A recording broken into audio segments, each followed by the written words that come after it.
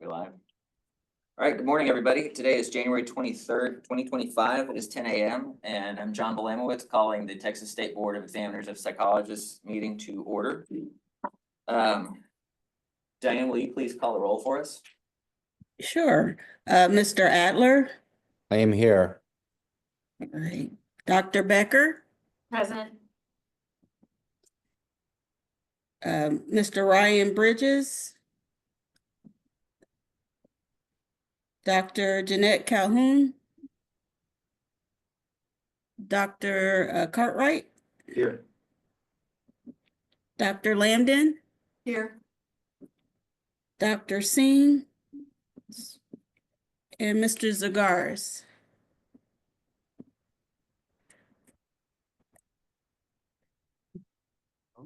We do have a quorum present. And Ms. Calhoun just joined. And Dr. Calhoun just joined as well. Oh, okay, great. Thank you. Dr. Singh may not be here. I would entertain, and she communicated that ahead of time. I would entertain a motion to excuse Dr. Singh. She's not able to make it today. Motion. Moves your second A second. without objection. Dr. Singh is excused. Thank you very much. Okay, moving right along. We'll jump right into public comment. You can comment by using the raise hand function on Zoom. We have anybody in the room that wants to give public comment? Okay, we have no one in the room that wants to give public comment. Use the raise your hand function. You'll have 3 minutes to address the board. Any matter you choose.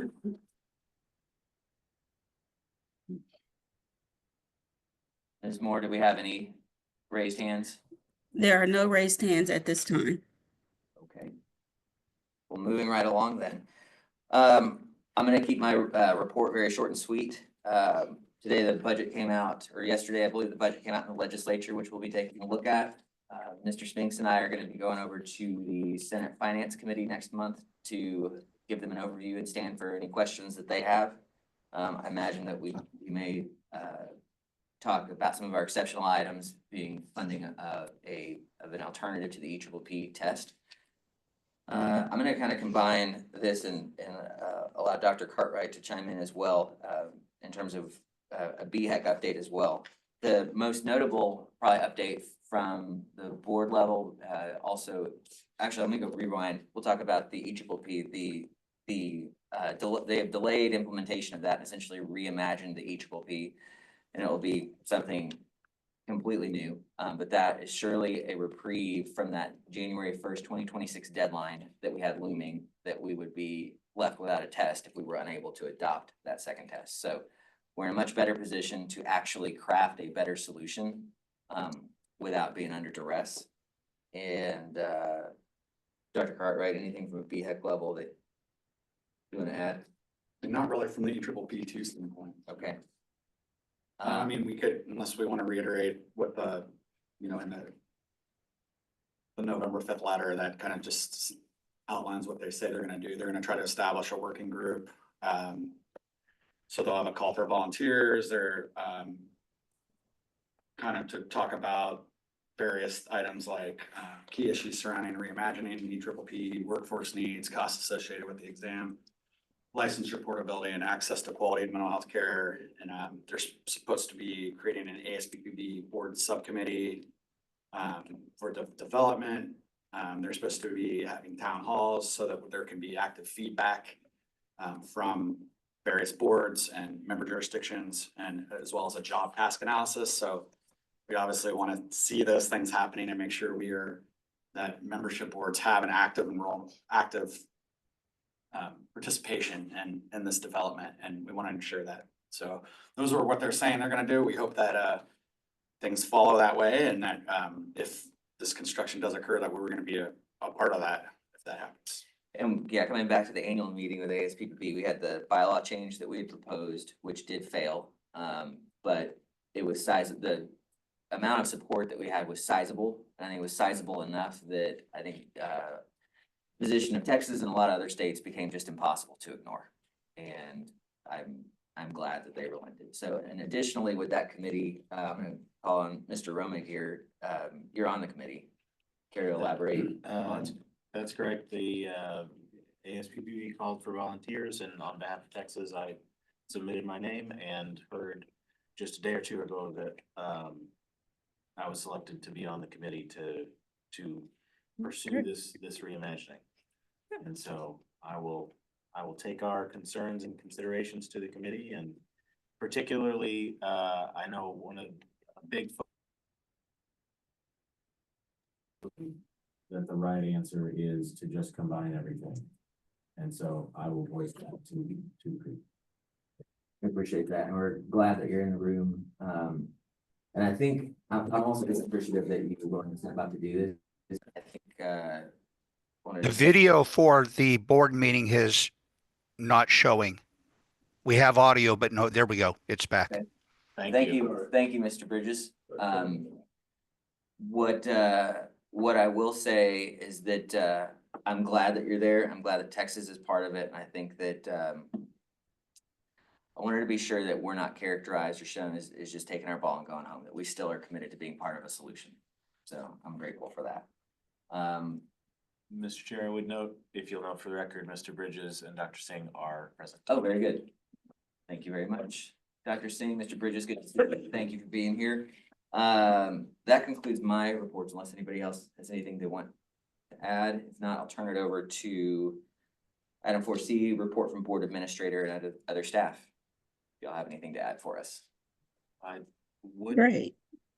just one quick, Diane, what looks like. we've Okay. done, and it looks like it might be, condoning our board member, so let me allow him to talk.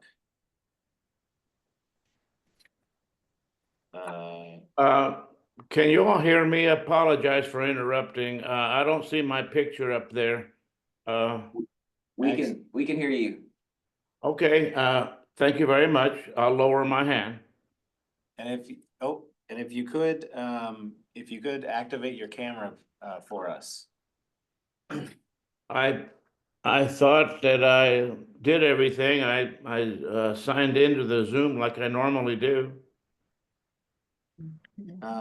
You must have signed in under your personal account, which is totally fine.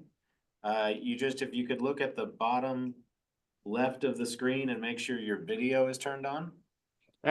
Actually, I didn't put my makeup on today, so it's okay if my picture isn't on there. If you can hear me, I can hear you. We'll do fine. For the record, Mr. Zagouras, that's perfectly fine. We can't count you for voting purposes as part of that in this forum, but that's perfectly acceptable for now. That's right? Yeah, Okay. yeah. Okay, turn it over to board Okay. staff for any reports. Yes, I have a brief report. Thank you.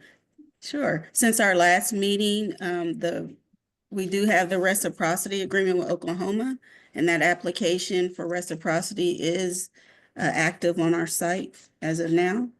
I don't think we received any applicants yet, but it is there for anyone to utilize that.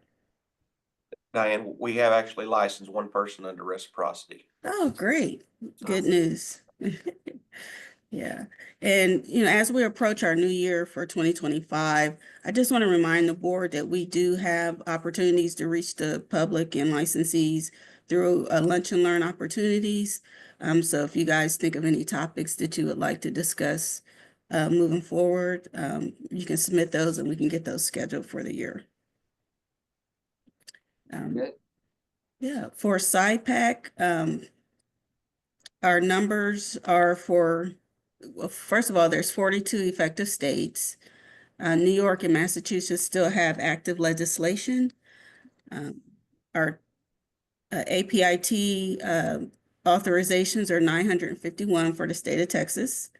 And for our temporary practice within another jurisdiction is 69. And our agency continues to be in compliance with the SciPac licensure bylaws, rules, and policies. And I wanted to thank our enforcement staff for keeping us in compliance there. For ASPPB, I just want to bring to y'all's attention the mid-year meeting for April will be in Montreal, Canada. And the dates are April 24th to the 27th for 2025. And if we wanted to send someone to that meeting, we would need the board approval to do so. I'm not sure if we were going to attend that meeting or not. So Robert is already going on behalf of staff. If anybody wants to volunteer, we can, or if anyone needs to check out schedules later on, we could assign that after this meeting. If we don't have a board member that wants to volunteer today, we can figure that out later, either way. Okay, great. All right. That's all I have. Thank you. Very good. Any other reports from staff? Hearing none. Moving right along. Selection of the TSBE council member to BHEC. Professional member, so that is, I don't have the term on here. Is that term up at the end of this month? Yes. Okay. Yes. February, yeah. Dr. Cartwright? February 1st, okay. Is there any nominations would be in order? Move to reselect Dr. Cartwright. I second that motion. It has been moved and seconded for Dr. Cartwright to remain in that position. Any nominating speeches? I've discussed that with you. I've enjoyed my time with BHAC and honorably served, so I'd be glad to continue. I'll say the chair appreciates Dr. Cartwright's work and his professional knowledge that he brings to that board. His demeanor in conveying that to the rest of the members of BHEC, both professional and other public members. So his service has been well done and well appreciated. Any other further discussion? Hearing none, all those in favor signify by saying aye. Aye. Ayes have it. Thank you, Dr. Cartwright. Appreciate your service there. Thank you to the board for that quick nomination. Licensing matters.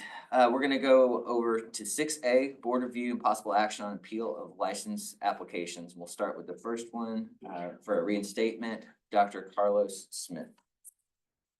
So, Mr. Chair, just to summarize, item A1 and 2 are reinstatement applications for an LLP application and an LSSP, both for Dr. Smith.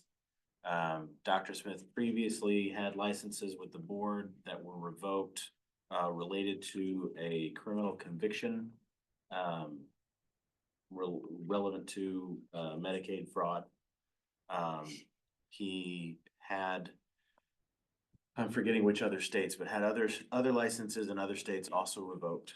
He has since applied for reinstatement twice with the board and been denied, and had a license activated in Hawaii, I believe.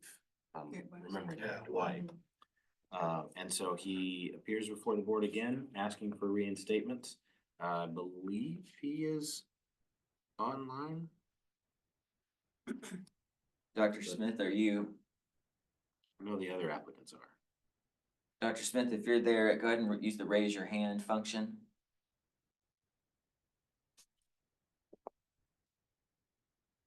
So Perhaps not.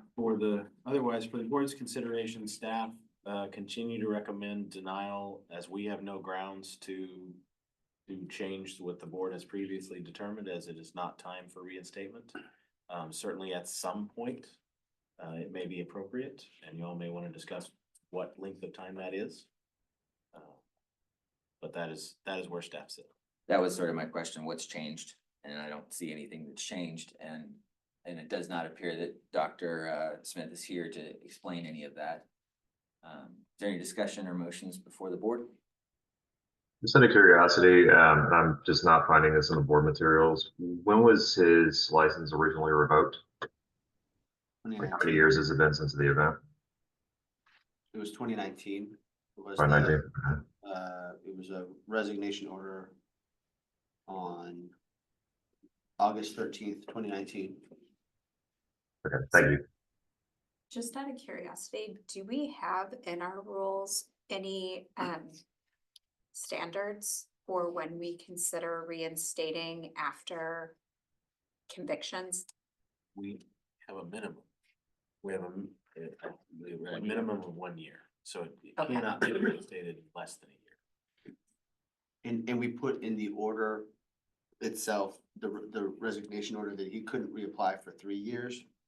I think the reason for that, if I remember correctly, because I was the one who wrote the resignation order, is I believe he was incarcerated, and he was incarcerated for 3 years.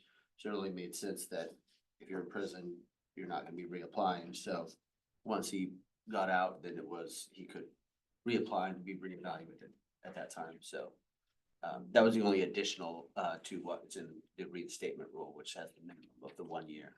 Okay. Any other questions, discussion, or motions?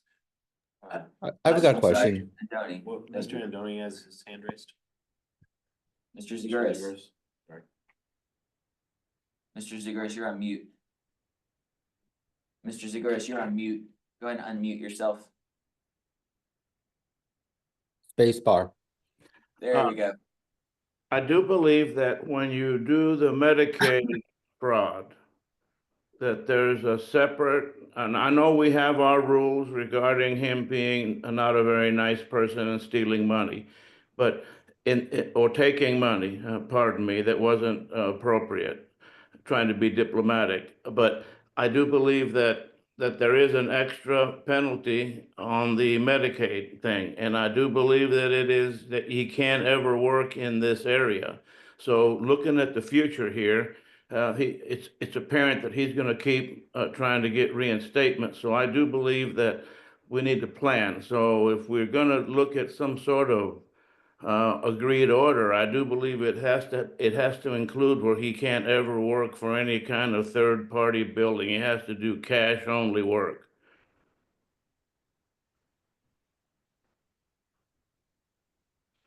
I believe there's a statutory requirement that we were required to revoke him based on the conviction. I don't know that there's a requirement that we can't relicense him at some point, or that we necessarily have to impose a certain restriction. Unless the board would like to do that, the board could, but I don't know, on an eligibility order, if they let him back in. Yeah, what I would struggle with the idea of reinstating him, I mean, on its face, I don't see what's changed from the previous denials, and he's not here to explain anything, so I don't know what else we have to go on.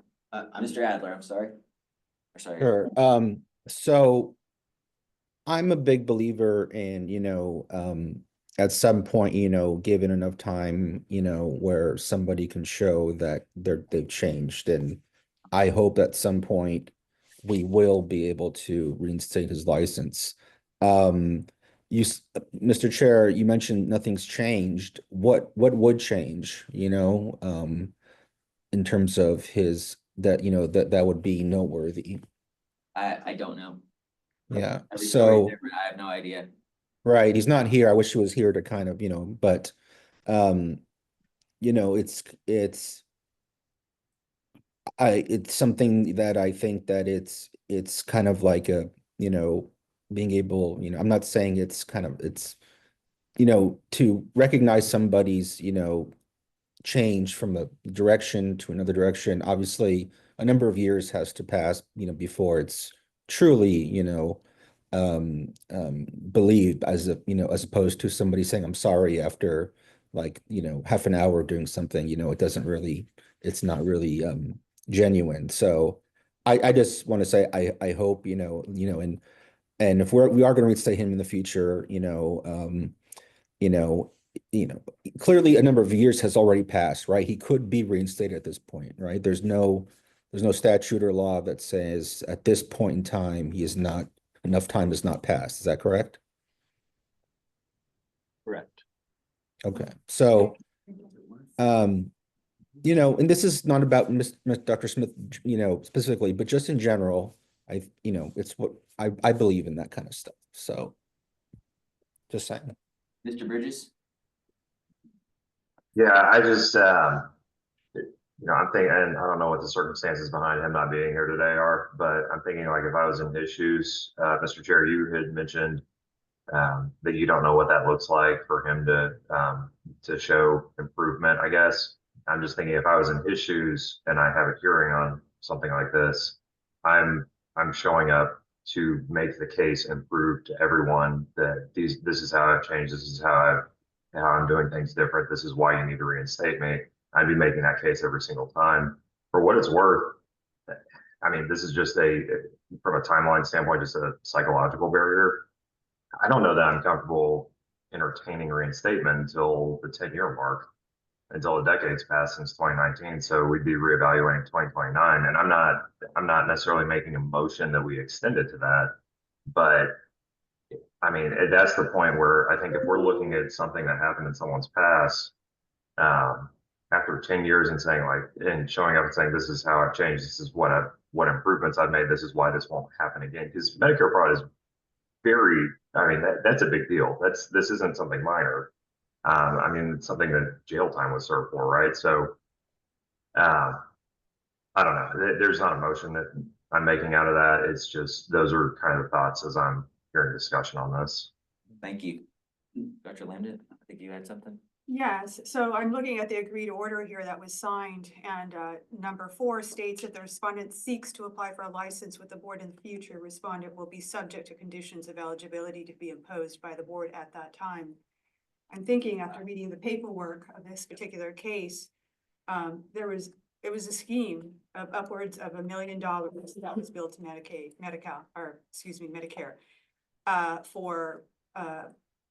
for services that were not provided or were different codes that were used, and social workers, licensed social workers were sought to be hired in that particular scheme. So this was something that was elaborate. Yeah. It wasn't a couple of different coding errors or a couple of extra sessions that were billed. This was quite an elaborate sort of undertaking. And to bill Medicare upwards of $1 billion fraudulently is really no small matter. I would agree with you, Mr. Zagoras, that everybody deserves a second chance. And given the fact that he is licensed in Hawaii, again, to your point, Mr. Bridges, I would be very contrite. I would be showing myself at board meetings. I would be writing letters, and I would be, really kind of trying to earn back trust that I have learned my lesson, and I have seen that it was a great error on my part. I don't see any of that, and I would propose that given the fact that he does have a license in Hawaii, that he can demonstrate his ability to walk on the right side of the law with that particular license, and we can after time kind of reconsider his petition to come back to Texas. Are there any motions? I'm gonna go ahead and move to deny. I mean, I think we're at the point where we've debated this and we're not ready to move on it. And if he wants to reapply another time, we can move forward with a remediation plan. Yeah, and we can, that's the other thing, we can take board time, that time, if you've been here. Is there a second? I second that. Been moved in second, is there further discussion? All in favor of denial, say aye. Aye. Opposed, say no. You guys have it. Okay, thank you very much. We're gonna go on to, so that was item 1 and 2. We're gonna go to item 3, LP provisional application for Dr. Vincent Newman. Right, so this file, I do see Dr. Newman is present, and so we'll give him a chance to comment here in just a moment. Essentially, the problem here, a little bit of context that is confusing, but will hopefully help. When folks come out of their degree program, before they have gotten the exam completed or their postdoc, they are allowed to get a provisional psychologist license. That is a 2-year limited license to practice while taking the exam and getting the postdoc experience. After that point, they can come back if they haven't completed the postdoc or the exam and get a sort of provisional status, but it doesn't allow them to practice. And so it's a little strange. Dr. Newman has previously had a provisional status. And so this application is not to continue practicing for 2 years, but really to get authorization to take the exam again. He has taken and I believe failed the exam a few times. The problem is up until now, we did not really require documentation of the required internship in the degree program. A few years ago, we started requiring that documentation. Now that we do require it, we determined that Dr. Newman does not have an internship, did not have an internship in his degree program, and has not taken a supplementary internship afterwards. Not that that counts, but that y'all have previously recognized as sort of remediation for lack of an internship.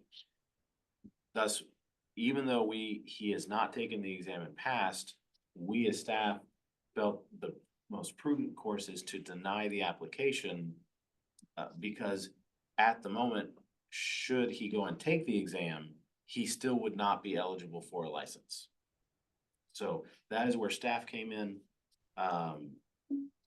Currently, Dr. Newman,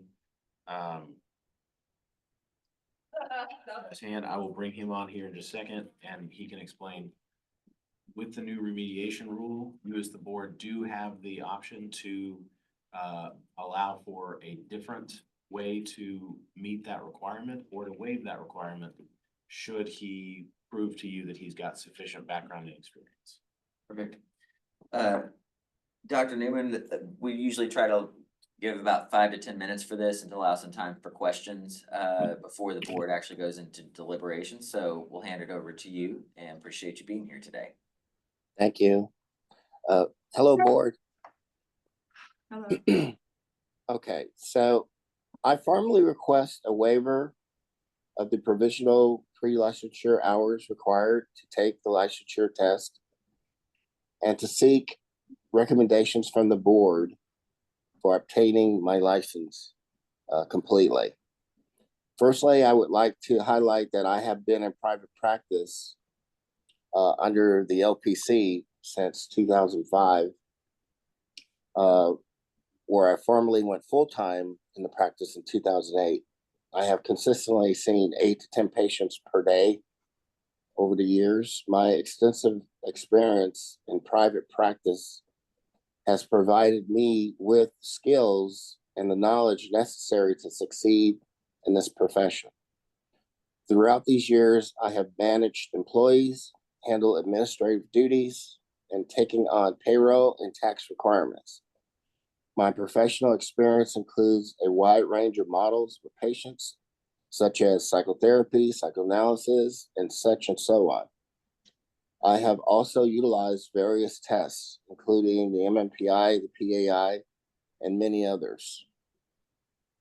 Each patient I have seen over the years has had a detailed evaluation written up by me, further demonstrating my expertise and dedication to the field. Given my substantial and varied experience, I do not feel that there is much I could learn from a preliminary stages of licensure. However, I am open to completing the required post hours needed for full licensure. In light of my proven track record and comprehensive experience I bring, I kindly ask the board to consider waiving the preliminary hours and granting me a provisional license, which has been done for me before. Do I have time to tell a quick story? Sure. Okay, lastly, I would like to share a brief story that illustrates my dedication and impact to my patients. 12 years ago, I began working with a young girl who was struggling with severe anxiety and depression, and mainly a dissociative disorder. Through consistent and tailored therapeutic interventions, we were able to make significant progress, which is merging the personalities. Through psychotherapy and psychoanalysis, we discovered there were strange events that were transpired during the course of treatment. Mainly there were 2 hospitals that she was admitted to and did not understand the hospitals did not understand my diagnosis of dissociative disorder. One hospital, I had a duty to warn situation.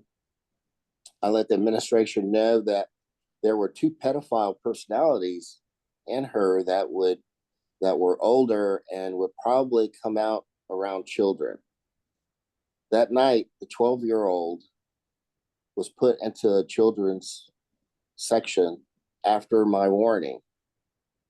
Of course, police were called out for sexual acts that were presented. They moved her to Texas Children's Hospital, where they were also told of the dissociations. No one there had ever had a patient with dissociations. There is a lot more to the story, but my point is that I have pretty much been through everything during the years since 2005 until now, successfully maintaining a practice to hurricanes and tornadoes and storms or whatever, through all the economic problems, through all the things. I've managed to stay open and work by myself since 2005. So I'm formally asking the board to please grant my provisional license once again, as you did before. I did want to iterate on testing. I did fail 2 tests. I have 3 girls. I was working full time. I tried to put in as much time as I could, trying to study for the tests. But working full time, having 3 girls, seemingly I wasn't enough to pass.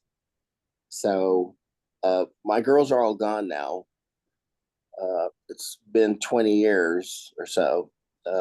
I'm 64. And so I would like to move on to more administrative tasks, and I need the license to do that.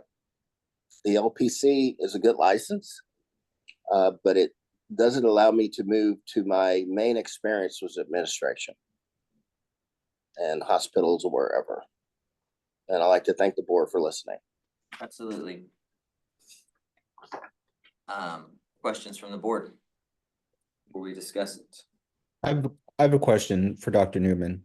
Yes, sir.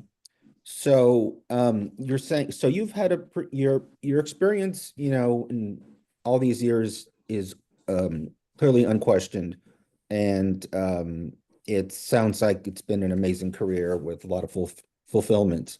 And as an LPC, which has gotten you, has allowed you to do a lot of things under that license. And you're saying now that, a PhD or a licensed psychologist would allow you to do more administrative duties. Could you elaborate on that? Yeah, I have different friends in different areas, MHMRA, some other state jobs. Since I've been an administrator, I've had employees, I've done administrative duties for a very long time. The only thing that's missing is the license for me to move into some of these contracts in other areas that are considered to me. I can't really do that without the license, and I can't really put my experience forth because I'm trapped at a master's level license. So my whole goal towards the end of my career is to become an administrator in a more lax area, maybe get out of private practice, and just use my experience to help people. So is your intention to not practice if you were to be given? At some point, I will stop practicing. I'm not saying that it will be right away, but I'm saying that it'll be a better decision if I have something to follow. Okay, I have one more question. Yeah. You mentioned that you wanted to be granted waiver so you couldn't be given the provisional psychologist license again. Is that correct? Yes, sir. So I ask you, to what end? Are you are you, you know, like, tell me more about your request about, you know, being able to be granted, because it's not designed to be granted into perpetuity. So, Yeah, in all actuality, I've had the license before. You know, the way that the laws were before seemingly for me were better suited for you know, going into licensure. Granted, you know, internships are great. It probably would have benefited me years ago, but me going into an internship, a preliminary internship, I think a post internship would be fine, but a preliminary internship would not solve any situations for me as for learning this. I don't think I would learn anything from an internship, a preliminary internship. Post internship, after passing the test, I think it would be more meaningful for me. Dr. Becker? Dr. Newman, let me just clarify for you, or let me get clear with you for a second. You are saying that you are asking this board to, you want to go back to school to be you went back to school to get your PhD to be an administrator. And you went to a school that is very clear that they are a non-licensure degree, meaning that they do not have the requirements to be licensed by this board. And you would like this board to resolve the issue between not meeting the degree licensure requirements and where you are right now. My feeling is that I should have been grandfathered. There should have been a grandfathered. There is no grandfather. I understand that. The school that you went to and the degree that you chose does not meet the long-standing requirements of this board. The internship requirement has always been there. It is a part of the licensing degree for practice. It has always been a part of the degree. It has always been a part of the requirement. I understand the requirement, but isn't it about learning to be a psychologist? No, it is about the competency to practice. And it's about the minimum competency to practice. So if you have not demonstrated that you have the minimum competency to practice under the minimum competency practice requirements, then you don't have all of the practice competency requirements under our statutes. And you're asking the board to resolve that requirement for you. I think this is more about experience.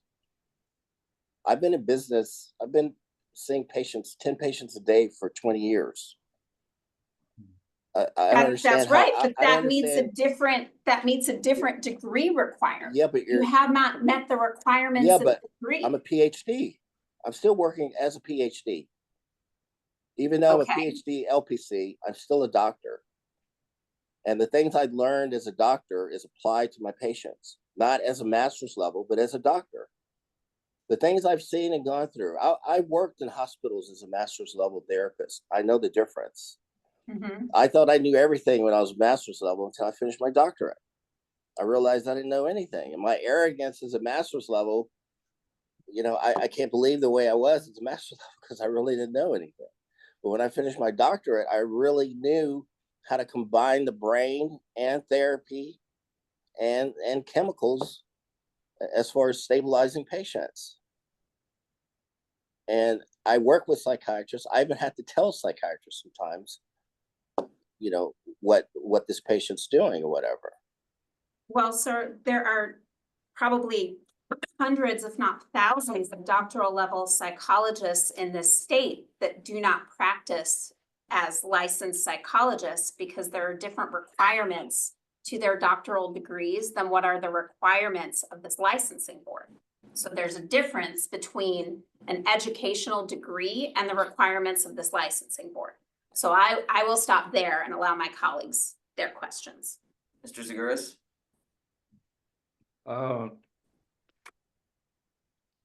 My concern is, sir, that your credential is an LPC. Yes, sir. You worked as an LPC. A PhD Yeah. LPC, sir. With all due respect to the LPC, that is not a master's level clinical psychologist, which is what I am, and it's certainly not an LP psychologist. And when you think of the training that's involved, you want to go into administration. When we license a person, sir, we don't say you can get an LP for administration.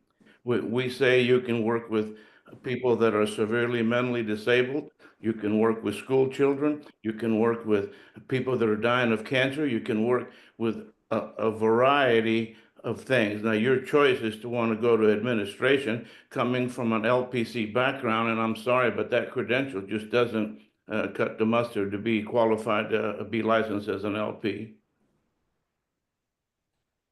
Yes, sir. Any other questions? I do.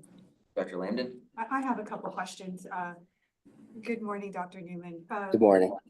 You mentioned earlier in your statement that you were pretty direct in asking the board to waive one of the things that you mentioned is waive the hours that are left for your internship. And one of the other things that you also mentioned is that that this had happened before. Can you elaborate on that statement for us?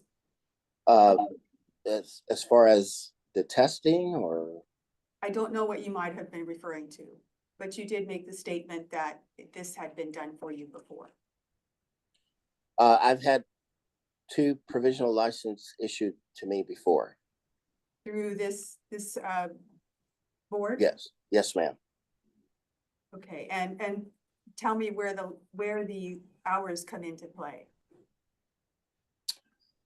As far as experience hours, or As far as to what you were referring to in that statement. I think I can answer that for you. I've seen 10 patients a day for 20 years. For me to go into a preliminary internship, I don't think it would teach me very much, because I do everything a psychologist would do anyway. Even though I'm not a psychologist, I still do pretty much, as far as evaluations, assessments, writing up reports, testing. Yeah, you mentioned a PAI, you mentioned an MMPI, and I wonder, were you doing that on your own? Were you supervised by someone? During my training in college, we were trained to administer tests. Right, and so the scope of that particular practice, was that limited to that time in college, or was that, I mean, you mentioned your wide dearth of experience, and I wondered if that's what you're referring to. Through correspondence with different psychologists and psychiatrists over the years, the hours put in to learn about all of that, I think warrants the knowledge base required for me to have administered these tests. Does that answer your question? I think so. I'm not, but I think what I'm trying to, if I'm clear in understanding you, what you're saying is that you've had long distance supervision, you've had consultation with the use of administering these tests, correct? Yes, over the past 20 years, it's countless correspondence and discussions on testing and the results of testing and how it's implemented as far as creating a diagnosis, which is used as a guide, used as a guide mainly, not an absolute. Yeah, Dr. Newman, you have circumvented the licensing process as a psychologist, it sounds like what you're saying. I had to. I'm the only African-American psychologist 150 miles from where I live. So I had to help people So I had to broaden my knowledge base in psychology to help various people over the years. Yeah, I understand your heart, but I want to also caution you to say that when applicants come to the board for an application, they submit and they adhere to guidelines that are well stated, clearly stated, well known, in order to qualify for that process, to that certification, in essence, to be able to be deemed competent to practice in this state. Yes, ma'am. And what you're asking for, quite frankly, sounds like for the board to modify all of their requirements and to just license you and to ignore all of the work and all of the rule following that every other applicant has done in seeking a license from this board. I understand. But I'm mainly asking the board, I think, is since I've had 2 previous licenses, I've already kind of met the requirements before.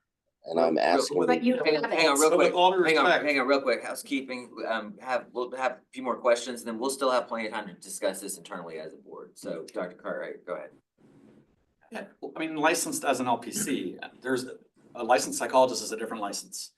It has different requirements. There's a whole level of different competency that you must learn through a formal internship or through an internship that meets the minimum competency requirements. And it's of the utmost, it's paramount that we adhere to that and that we continue that. And you haven't met those requirements. So unfortunately, I wouldn't be comfortable waiving such a request. And also you haven't met the hours that would be required anyway at a minimum level. So, I think that's where I stand with it. Herman? Yes, sir. Herman, go ahead. If I may. Dr. Newman, Yes, sir. so Yes, sir. I think you have to admit that your request is pretty bold. Would you say that? I mean, it's a bold request. If it sounds like that. And, using, unfortunately, I think you're getting a sense of what the board thinks, and it's not a matter of thinking, it's what, it's what the actual rules and laws clearly state. And regardless of a, long 20 years of all the experience you said, it sounds like from what we're like an entitlement, that you feel like you're entitled to a waiver, and there's no way, I mean, from my point of view, like there's no way that can happen. It's, the fact that you say you wouldn't learn anything in an internship, pre-doctoral internship, I mean, that's and everything you've done has given you the knowledge, already to be able to practice. Unfortunately, Dr. Newman, your reasoning is flawed, and it's just a misunderstanding that that's not how we can grant you a license like that. To me, it's black and white. I'm sorry. Yes, sir. Okay. Any other questions? I did have one other comment. Go ahead. And I know that like on the provisional licensure, we've discussed this before, but I know. Hang on real quick. Do we have other questions for Oh, the applicant? sorry. No, okay, so no, Well, sorry. there just might be a point of clarification. I think Dr. Linden, you had a question and I just to clear it up. Robert, you touched on this, but the point to make is that the previous applications were processed under sort of some different rules. And one of the things we're doing now is we are looking to see if they have the internship requirements and the other requirements for the issuance of licensure, because the problem is we previously would approve people for the EPPP if they just had their doctoral degree. We would not look at the internship. Then when they would pass the EPPP and show back up, they would not meet that internship. And it was sort of a, why did you let me go through these other steps without having these initial things? And we weren't previously looking at that. So that's why the initial provisional license was issued because he had a doctoral degree in psychology. So he was able to get the professional. That's no longer the case anymore. And so now we're looking at some of those requirements. So that's just to. That's a really important distinction. Yeah. Because he would have the doctor would have run into the same problem. Yeah, we would be Yes. back here After. again after, if he were to be approved for the EPPP, pass the EPPP, he'd be back here again and we'd say, well, Right. now you've spent more time and money taking this test, but there's Yes. other requirements that you may not have met that we could have told you about ahead of, Yes. you know, so. They were not waivers. Yes. We Yeah. simply did not evaluate the internship. Say that again, say that, make sure it's loud enough for everyone to hear. The authorizations to test that Dr. Newman received previously were not waivers of the internship requirement. We were not assessing or vetting whether he even had an internship prior to approving him to sit for the exam. Now we vet and approve your internship prior to approving you to sit for the exam so that you don't waste your time and money sitting for an exam that does you no good to pass. Okay, so if there's no further questions for the applicant, I'm gonna go ahead and close that without objection. Okay. Dr. Newman, thank you for being here for the questions. All right, Can I Or- just make go ahead. the one distinguishing Sir. point? yes, I'm sorry. Just, so Dr. Newman, I'm gonna remove your permission to talk, so you won't be up here. If we need to ask something, we'll bring you back, and we'll let you know, what happens going forward. 'Cause this is my ad nauseum frustration that we come back to time and again in this room. Online predatory programs, okay? If 90% of graduate programs with a PhD in clinical psychology, if you don't have an internship, you can't get a PhD in clinical psychology. You can't graduate with a PhD in clinical psychology if you've never had an internship. You can't get here. These online programs. But these online programs somehow think it's okay to put at the bottom of their website, you can't get licensed in the state of Texas. Well, I'm sorry, it's not a clinical psychology degree if you don't have an internship, you never practice, and you don't have clinical application. That is the problem, and it is the fundamental issue here. Okay, because you don't get your PhD until after you do your internship in an accredited program or in an accredited equivalent program, which is the standard for licensure in Texas. Period, end of sentence. And you can't remediate the fact in any stretch of the imagination that you do not have a pre-doctoral internship, because you cannot go back 10 years later and put someone into a program to do a pre-doctoral internship. Pre-doctoral, that means before they got their degree. I'm done. We have remediation rules for some of this stuff. I will say that for this, the fact that it seems to keep coming up, I don't want to get out over our skis as an agency or rulemaking of like stepping outside the bounds of what we can do, but this is probably something we need to look at in committee to see what can be done. I'm gonna do something I normally wouldn't do here, but I'm gonna let you in on just some discussions that Robert and I have had very early. Robert's probably gonna kill me, but You're the ED. These programs frustrate me like Yeah, nobody's business. I And I understand, feel badly for Dr. Newman, but these programs make me so angry. and that's why I'm gonna share with you. So one of the ideas, we can't do anything about the statutory requirement that we must accept doctoral degrees or degrees from regionally accredited universities. In other words, we can't put a restriction and say no online programs. That would exceed our statutory authority, I think. However, one of the things that we have thought about doing, I don't know how we would do it, so don't get into the details with me, but one of the things we have thought about doing is doing some type of pre-vetting and saying, if you we look at the degree program, we enter some sort of an agreement with the university. It's almost like our prior approval, stamp of approval. If you come from that degree program, we know you will automatically meet all these licensing requirements. And it's just a matter of send your degree. Then we don't have to do the work of vetting each applicant because we would have already pre-assessed that program and what it contains and what it pumps out. How we would work that, like nursing board structures Look theirs at, like this. Well, we could talk about it offline, but Yeah, there's a state that is pulled out on one of those particular. The bottom line, programs that from. bottom line is that goalposts don't get moved on anybody. It's in the beginning of a program and finishing a program. Yeah. And they know what the target is, and we know. Go ahead. Oh, I'm sorry, thank you. Let's go to Mr. Bridges and then Dr. Dees Calhoun. Yeah, I just wanted to add something, and this wasn't really a question for the candidate, but just more as a general statement for the public, and kind of the distinction about internship versus, just take my word for it that I did this stuff over the past part of my career. An internship has pretty defined guardrails. So we could say, okay, someone did an internship at ABC University and someone did an internship at XYZ University.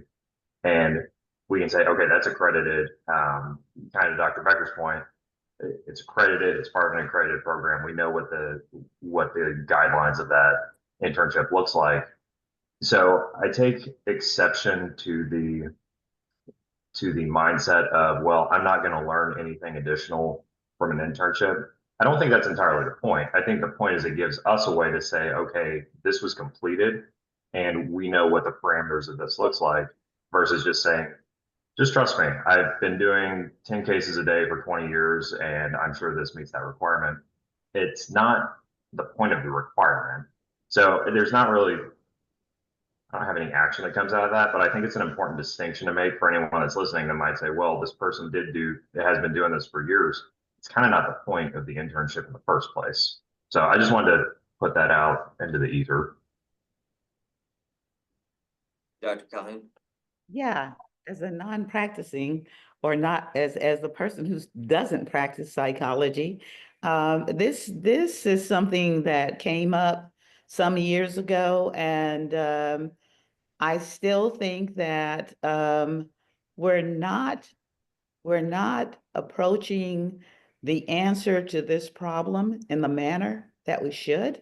And I strongly believe, having come from another state, having worked for a commission on higher education, that if we're going to resolve this internship issue, if we're going to resolve the residency issue, we need to talk with the Texas Commission on Higher Education, who ultimately approves these programs when they come in with the courses they're going to offer, with the number of hours they're going to require for a residency for whatever program they're going to go into, or if they're going to, if they want a PhD and they want to be a clinical psychologist, then they need to state the number of hours. And until the Commission on Higher Education steps in and says to these institutions that want to offer these credentials, this is what you have to do, we're going to continue to see this problem.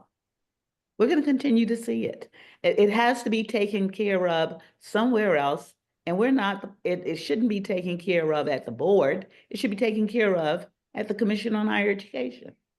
And until we get that conveyed to them, we're going to continue to see this. And what does that do? That delays the number of people that actually come in and actually take the test. And we need psychologists in a bad way. So we're just slowing the process of getting more people into the practice. So why are we not talking to the Commission on Higher Education about what the requirements are, refreshing them on that, talking to whoever happens to be the VP for academics at the Commission on Higher Education and getting this clearly across?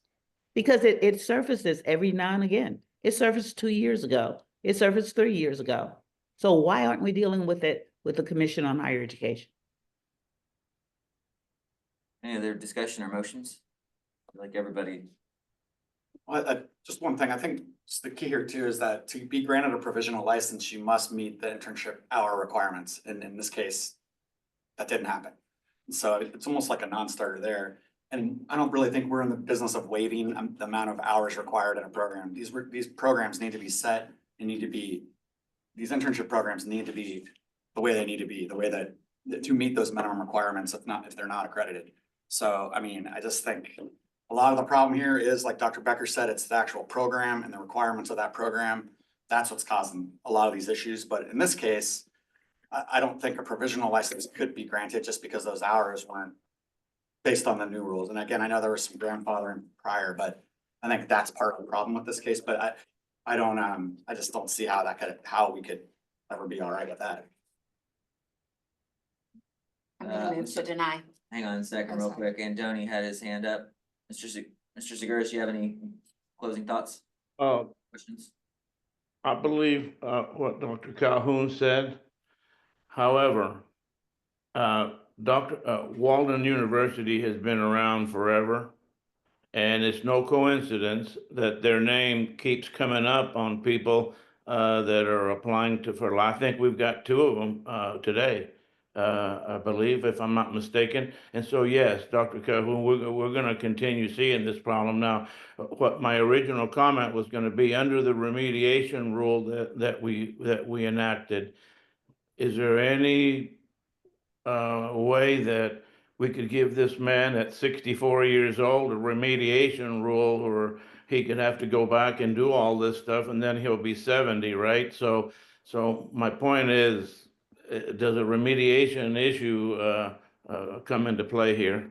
If I can just jump on that, I mean, as not a psychologist and as somebody who is involved deeply in the creation of our remediation rules along with our professional members, like the remediation rule was there to take things that were a little short or didn't fit exactly, somebody was clearly qualified and then we needed some way to, either go belts and suspenders on something. This is a lot, the remediation rule, I don't think ever was contemplated to remediate or change something that is what it seems to be a pretty large deficiency here. And so I don't know if that's appropriate here. I mean, we have these respecialization programs, hopefully that we're gonna see more of those, but yeah, I mean, it's meant for minor discrepancies. And I mean, in this case, I just clearly felt, for one, I wasn't certain about the program itself, but then secondly, just that those hours were so well short. Yeah. That I just. As just a closing thought from me on this, Dr. Becker, I remember when we voted somebody down and I was disappointed because it was somebody who I think we all thought was qualified, and we said they weren't qualified, and you made the comment back to me, it's like, no, she is qualified. And I'm like, well, then let's fix it. And that was the discussion and the back and forth that gave birth to the remediation rules, when there was clear agreement that somebody was qualified, but absolutely did not fit the letter of the rule. And then we needed to figure out a way to address that, so. And I'll just finally say, I can't even tell you how many hours of go-rounds about the difference between waivers and remediation. Exactly. Right? I mean, the public comment went on for hours. So They were afraid of waivers. There is a huge difference between waiver and remediation. We are not being asked for remediation, we are being asked for a waiver, and my answer is absolutely not. Okay, so there is a motion on the floor, motion to deny. May I make one last comment? Go ahead. Yes, Dr. Newman, if you're still listening, I would caution you about using tests, psychological tests, the PAI, MMPI, any such tests that you really don't have the authority to be using and the competency to be using, doing that at this time. And so now that you allowed us to be aware of that, I feel that it would be remiss of me to caution you against using that purely on a consultation basis. Thank So you, I Dr. did Linden. move to deny. Okay, it's been moved. Is there a I'll second? second. All right, it's been moved and second. Is there further discussion? Hearing none, all those in favor of the motion to deny, signify by saying aye. Aye. Opposed, say no. The ayes have it. Thank you very much. Moving on to item 4, LP provisional application for Dr. Nicole Webb. Is Dr. Webb, if you will raise your hand if you're here before we jump into this, and Mr. Roma, you can go ahead and lay it for us. Dr. Webb is present, and I'll add her onto the panel in just a moment. This is another request for appeal denial related to an internship. It is different, so certainly consider the differences. The similarities being that it does not meet the internship requirement, and therefore, even though Dr. Webb has previously been allowed to test for the EPPP, Similarly, now we are looking to not have people waste their time if they're not going to get a license. They previously, trying to remember, either applied for or held an LSSP. And so part of Dr. Webb's, the complications of why things don't fit is her training and experience blends the world of LSSP and psychology. And particularly her internship, it is short by a certain number of hours. It was also not part of the doctoral program, but was done sort of separately. And the large one is that the supervisor at the time was an LSSP. Later, the supervisor became a licensed psychologist, but was not a licensed psychologist at the time. And so for all those reasons, staff chose to deny. But as we say, Dr. Webb is here, and under both the general board authority and the remediation rule, the board has the authority to consider her experience to have met the requirements or to require further remediation. And so, Dr. Webb, I will bring you on to the panel here, and if you would introduce yourself to the board and take a few minutes to explain your situation and advocate for your request. Okay. Good morning, everyone. Morning. As stated, I'm Dr. Nicole Webb, and I would just like to say I appreciate the opportunity for allowing me to be here and address you today regarding my application for licensure. As stated, listening to all the previous discussion and just highlighting the differences, I do have an internship with the as a school psychologist or LSSP. I also have many years of teaching at the college level, master's, undergrad and master's level psychology classes, which have, in my opinion, have helped train some of the students that are aspiring to be psychologists. My internship, it was in the school setting.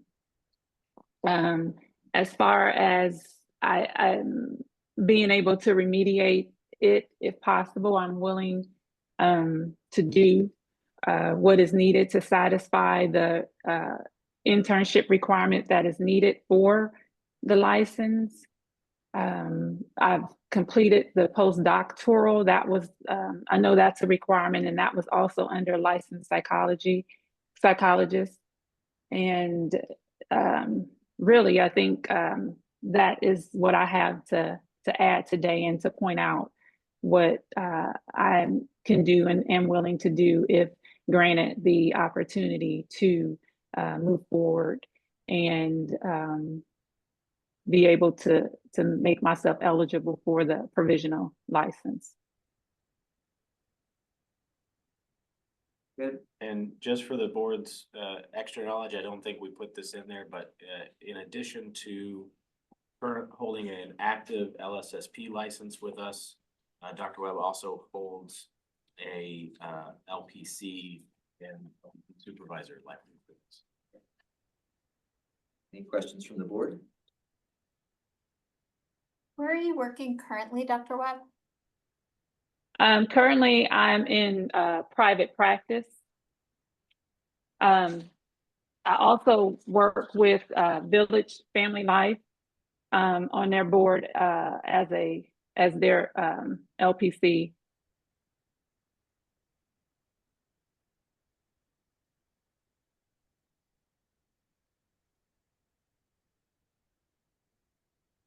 Any other questions?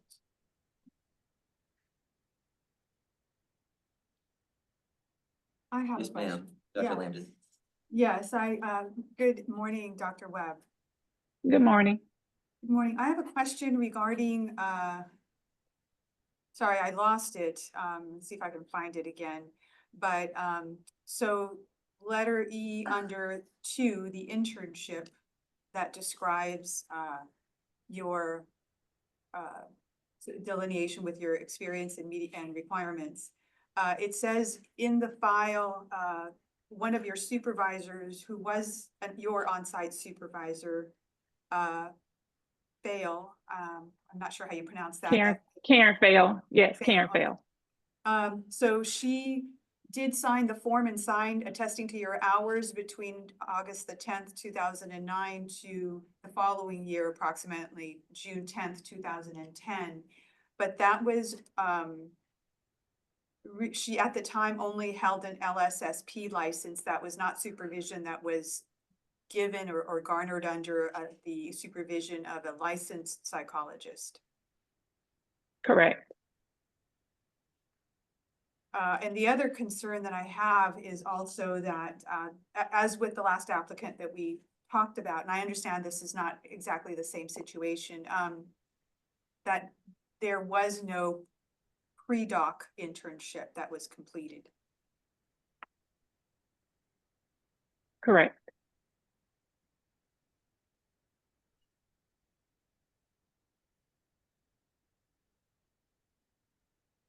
Any other questions?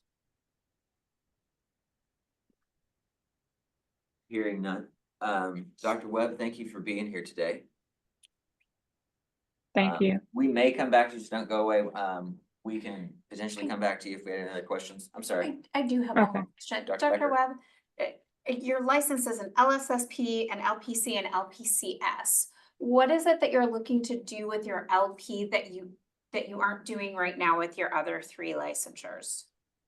Okay, what I want to test. I want to be able to do the psychological testing. I did that, which I didn't mention, but it's also in the appeal. I formerly worked as a educational diagnostician, and when I was doing those tests, and also as a school psychologist. So I just want to be able to move from the school setting to the private setting and be able to utilize those skills. Gotcha. Okay, thank you. Mhm. Dr. Webb, Yes. can you tell me if you're wanting to do the testing, why did you ever consider doing the LPA route? So again, before I was received the provisional license before, and I thought, given the opportunity at that time, I would be able to be eligible for the license. So I did not consider the LPA route. It's, if there's an opportunity there, because my ultimate goal is to be able to test, but I thought that there was an opportunity at the PhD level.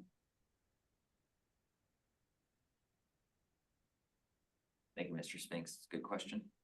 Any other questions? Okay, Dr. Webb, thank you for being here. Stick around in case we had any Okay. other questions. Okay, thank you. You bet. Discussion from the board.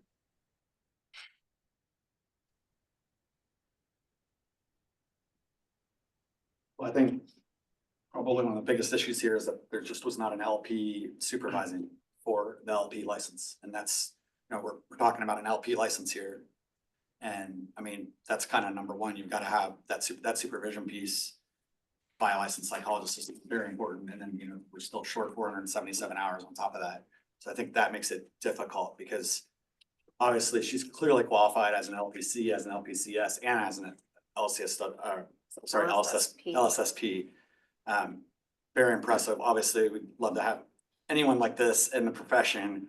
I think that's the issue though, is just that licensure by an LP for an LP license. So I guess, I think I'm gonna throw this over to my 2 diagnosticians. Is there room to remediate when there was no internship? And that's kind of a rub. I don't know that there's room in this, because I think we're still stuck with the same issue. As the as last the, as applicant. the last Yeah. applicant, because there was no pre-doctoral internship. We're still not meeting the criteria for the eligibility. clinical degree, for eligibility under the degree. Yeah. Are you categorizing an I- LSSP supervising as the same as nothing at all? It's An very different. LSSP doesn't have an LP. I understand. It's still, I mean, you're opening up the window of, you know, I think actually, I think actually Andoni made the point that like an LP is not just testing, it is, you are opening the door of Right, a lot of so many things within an LP. And just to be clear for the board, I know there's a lot of writing on the materials you had. The internship that had some hours and was under the LSSP was done in the Masters of Education program, not in the PhD program. So it was. Yeah. So the internship needed to get the LSSP license, Yeah. which is not. I think there's just too much of a gap here to really remediate. Yeah. And I think, you know, Daryl had it, I think she's qualified as an LPA from a licensure standpoint. I think she's an excellent candidate, probably very qualified at what she does. Would she though with an LPA would qualify without having the LP supervision? Yeah, That's the, well, that's the area that she would have to have 6 semester credit hours of supervision by a licensed psychologist. Unless the degree was acquired prior to a date certain, and I can't remember what that is. Well, we changed it. I think the supervision could be a licensed psychologist or an LSS. Oh, that's right. That's right. For the LPA. So here's what I would recommend before we just say she's qualified for the LPA. Y'all take your vote on this, and then what I would say is we as staff, we will do some kind of back of the napkin analysis to see whether or not we think she would probably qualify for the LPA, and then we can provide that to her as a possible alternative that she can apply for. Yeah, I would hate to, an open meeting is the wrong time to be figuring out if to look at an application through a different lens. Because there's coursework requirement built this in is the there. wrong setting and to do I it want to in. make sure that I don't tell her, yeah, you're good to go, and then she applies and we're in here again. Yeah, No. well, and I would want, if we're gonna do that, I would say for everybody's edification, there should be some consensus from the board on thumbs up, thumbs down on what that would look like if we're gonna go that route. So, I appreciate your suggestion. Mr. Chair, just before y'all take a vote, Yeah. for the audience, I see that 2 individuals have raised their hand. This is not a time for public comment. Only the applicant was invited to comment. I appreciate you raising your hands and wanting to participate. But that's not appropriate at this time. Thank you, Mr. Romig. All right, any further discussion? Just a quick procedural question, I guess, is the recommendation here that Mr. Spinks, if staff is looking at this, then staff would come back at the meeting in April to. No, what we'll do, if y'all vote to deny her today, in the denial letter, we will do some back of the napkin analysis. Technically, she doesn't have an LPA application on file, so I can't formally say yes or no. But we'll do some back of the napkin analysis to give her a good idea whether or not she would be eligible for the LPA, and we'll send that to her with the denial letter. Yep. That way, I don't want to waste her time. If we see a major problem with LPA licensure, she needs to know that before she even pays us the money, given everything she's already been through. Yep, and we can this is why we have an applications committee that can be consulted. Yeah. During the interim as well, so. Yeah, if we hit a snag, we'll take it to them. Yeah, Mr. Adler? Yeah, no, that was my point exactly. I mean, I was gonna say, just kick it up to, I'm on the applications committee, and I can certainly be there to consult, on the staff side of it, so. And Ryan, if you're volunteering to ad hoc jump into that meeting to provide insight as well, I'm sure that you can. I'm pretty sure I'm actually on that committee as it is, so. Okay, so there you go. So thanks for the clarification, guys. You bet. All right. Any further discussion or motions? We have to, y'all are leaving these all to me. Yeah. Motion to deny. Okay, it's been moved to deny. Is there a second? I second. All right, it's been moved and seconded. Is there further discussion? All those in favor signify by saying aye. Aye. Opposed, say no. The ayes have it. Dr. Webb, thank you for being here. You heard what's gonna happen. Mr. Spinks is gonna do some napkin math and we're gonna, we'll see where we go. So thank you again for being here. We've been going for an hour and 20. Y'all good to keep going for a bit? Let's go to, hearing no objection, we're gonna go to number 7. We're gonna talk about the jurisprudence exam. So I'll give everybody a chance, including myself, to get that up on your screens, materials. I will pull that up as well, Mr. Chair. Diane, I forgot to ask you ahead of time, but is there anyone from eStrategy here that we should recognize in the audience? I don't recall if they were attending. No, I don't think they were attending, but they did provide us with the PowerPoint. What do we need to know from this? So let me share my screen. Walk you through this really quick. So staff is proposing doing a bit of a revamp of our jurisprudence in line with the work the jurisprudence committee has already done in terms of taking out unfair questions, et cetera. We have heard loud and clear that the board is not interested in making it a no-fail exam, that they do want this to be something that people have to pass to show that they understand the rules. eStrategy has a new format that we can look at for exams. So the current jurisprudence exam is a bank of questions, 100 questions. Everybody gets all the questions and it's just random. There's seven different domains, sort of subject areas, but everybody must take all the questions and pass with 90%. And so they start the exam, they have 14 days to complete it, and they have to get 90% correct. Although we just hopefully will be in a moment be lowering that to 85. eStrategy has a new method by which the exam is broken into modules, where each domain, each area can be offered as both an educational lesson and exam. And you can't proceed unless we can make it so that you can't proceed unless you pass that domain. And so what it would do is allow everyone to take, say we take those 7 domains and we make each one a module. You have to take 7 modules and we can have a bank of questions and decide, we have a bank of 20 questions for each module and the user gets 5 of them or 10 of them. And for each one we can make it so you have to get all of them correct, or you can only miss one. But if you do not pass that module, you don't continue and you don't have to repay the test. You just have to go back and take the lesson again, and you have to pass that module before you move on to the next one. And so does that make for complicated?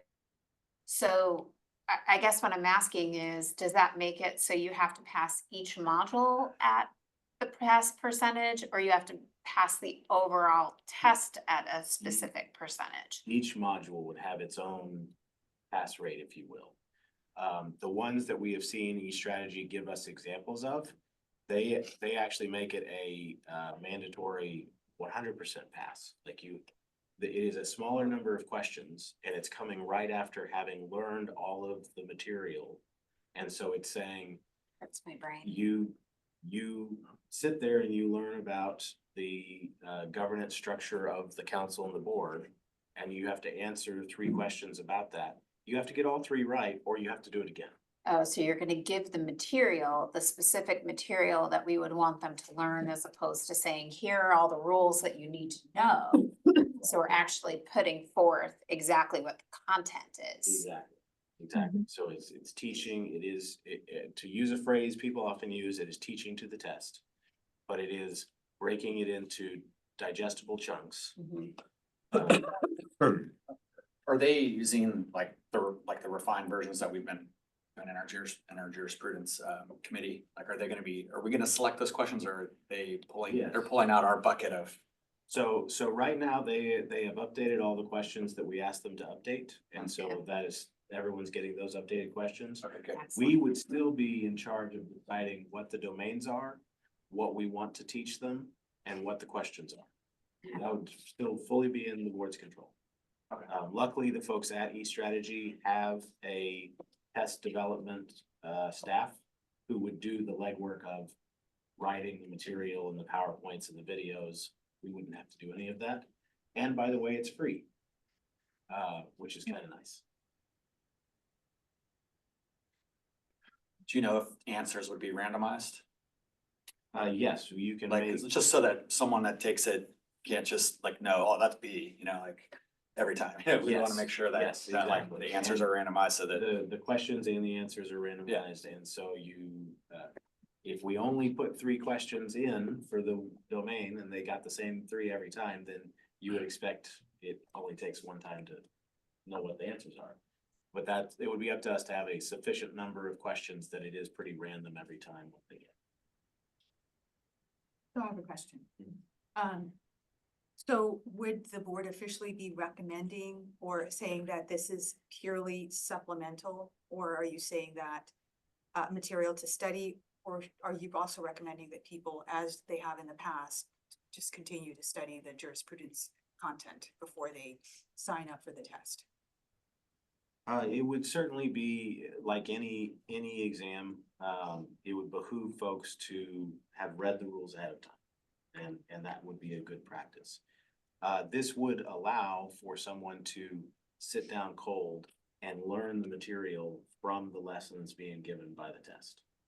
So someone could conceivably sit down having not read the rules and learn what we want them to learn to then pass the test. Would this also sort of help with the idea that if someone fails the jurisprudence, that they wouldn't have to keep paying to take it over and over again? Exactly, and that the board could set the parameters for how many times the modules can be failed before Or they it's are considered a closed full on. fail and they have to start over? And that can as well as the amount of time it takes for you to finally complete it. And that can range from the 14 days we have now to forever. To you can keep taking it. I'm sure there is a natural expiration on the system. Yeah. But yes, you can provide more flexibility that way to say, hey, once you sign up, you have 6 months. You How can long just will it take keep- them to build this? That I don't recall. Diane, did they have a time estimate for us? I think we're early enough. I don't remember that. Yeah, I don't think they gave us that, but the good thing is we do already have our questions set up in domains, and we do have a lot of questions to pull from. So it wouldn't be that hard, to formulate this new format. So, I will say it can incorporate some of the new question models. It doesn't have to just be right. choice. They have this drag and drop, move the answers to the correct space, sort of matching. They have scenarios, read the prompt and then answer questions about it. Or videos where you watch something happen. Robert, if you don't put a certain number, if you don't put a cap on the number of times they fail a module, doesn't it become a no-fail exam? Yeah. Ultimately, yes, it would, unless you would have some sort of time frame that it would expire, or I suppose just random chance they would take it enough times that they would eventually get enough answers right. I don't think we have many people who take the jurisprudence 17 times though, do we? No, I don't think so. Certainly not right now. Yeah. If people that take it multiple times. We do have I'm some not people that sure take it how on many multiple. iterations. But one of the They did- benefits for the folks who are taking this multiple times is this model would have the content that they need to learn. Yeah, with it to available. help them understand Yeah. where are they missing.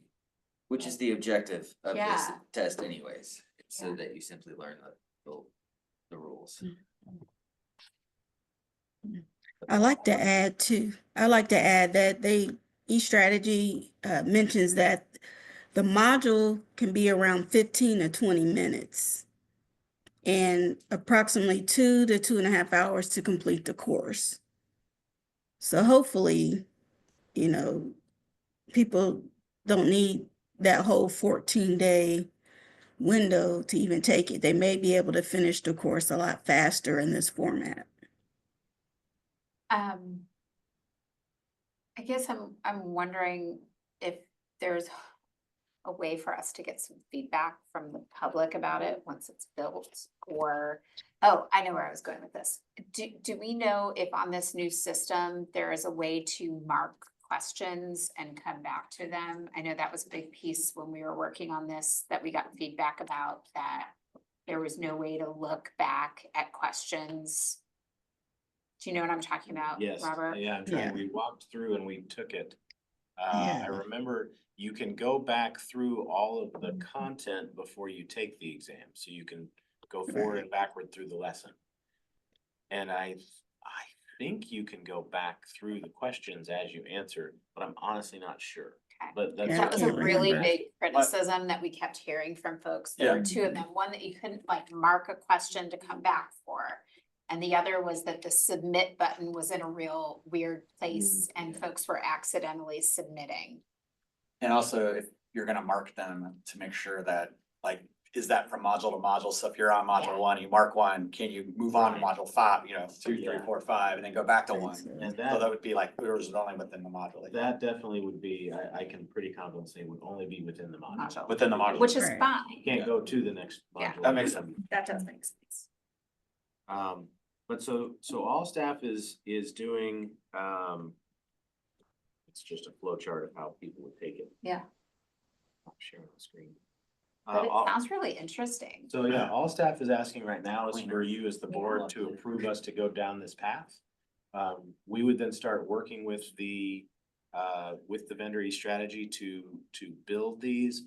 But then we would come back to the jurisprudence committee with any of those details about how many questions per module, how long, how open, that kind of thing. The staff's looking for a motion to proceed on this course to continue this process.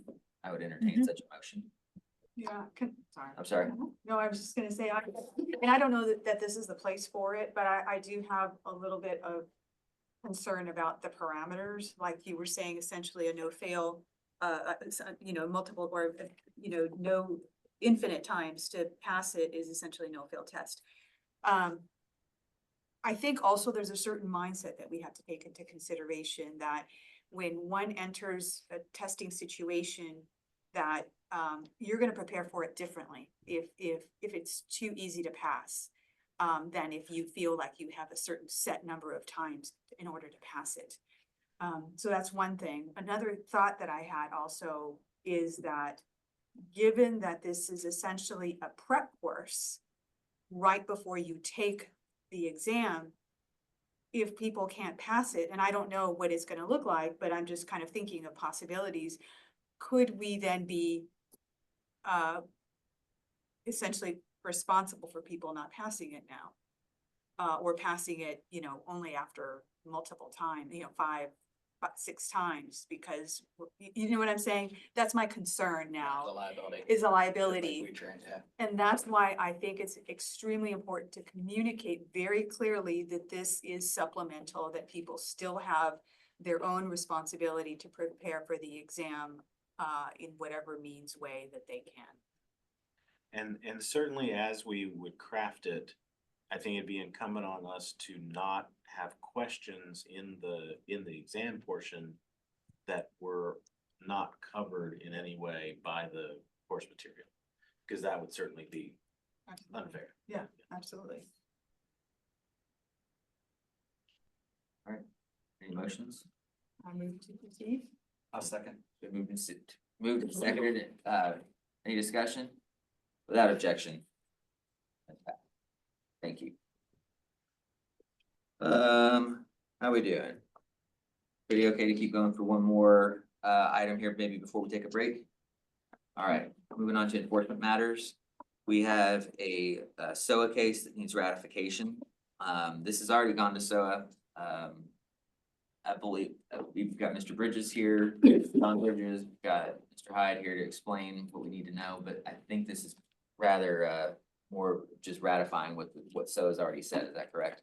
Well, that's what staff is proposing. There's a proposed final order for the board's consideration, and the vote, the recommendation from staff is that the order is adopting what the SOA proposal for decision is stating, which is a recommendation of revocation for this licensee, as well as imposing a $3,000 fine.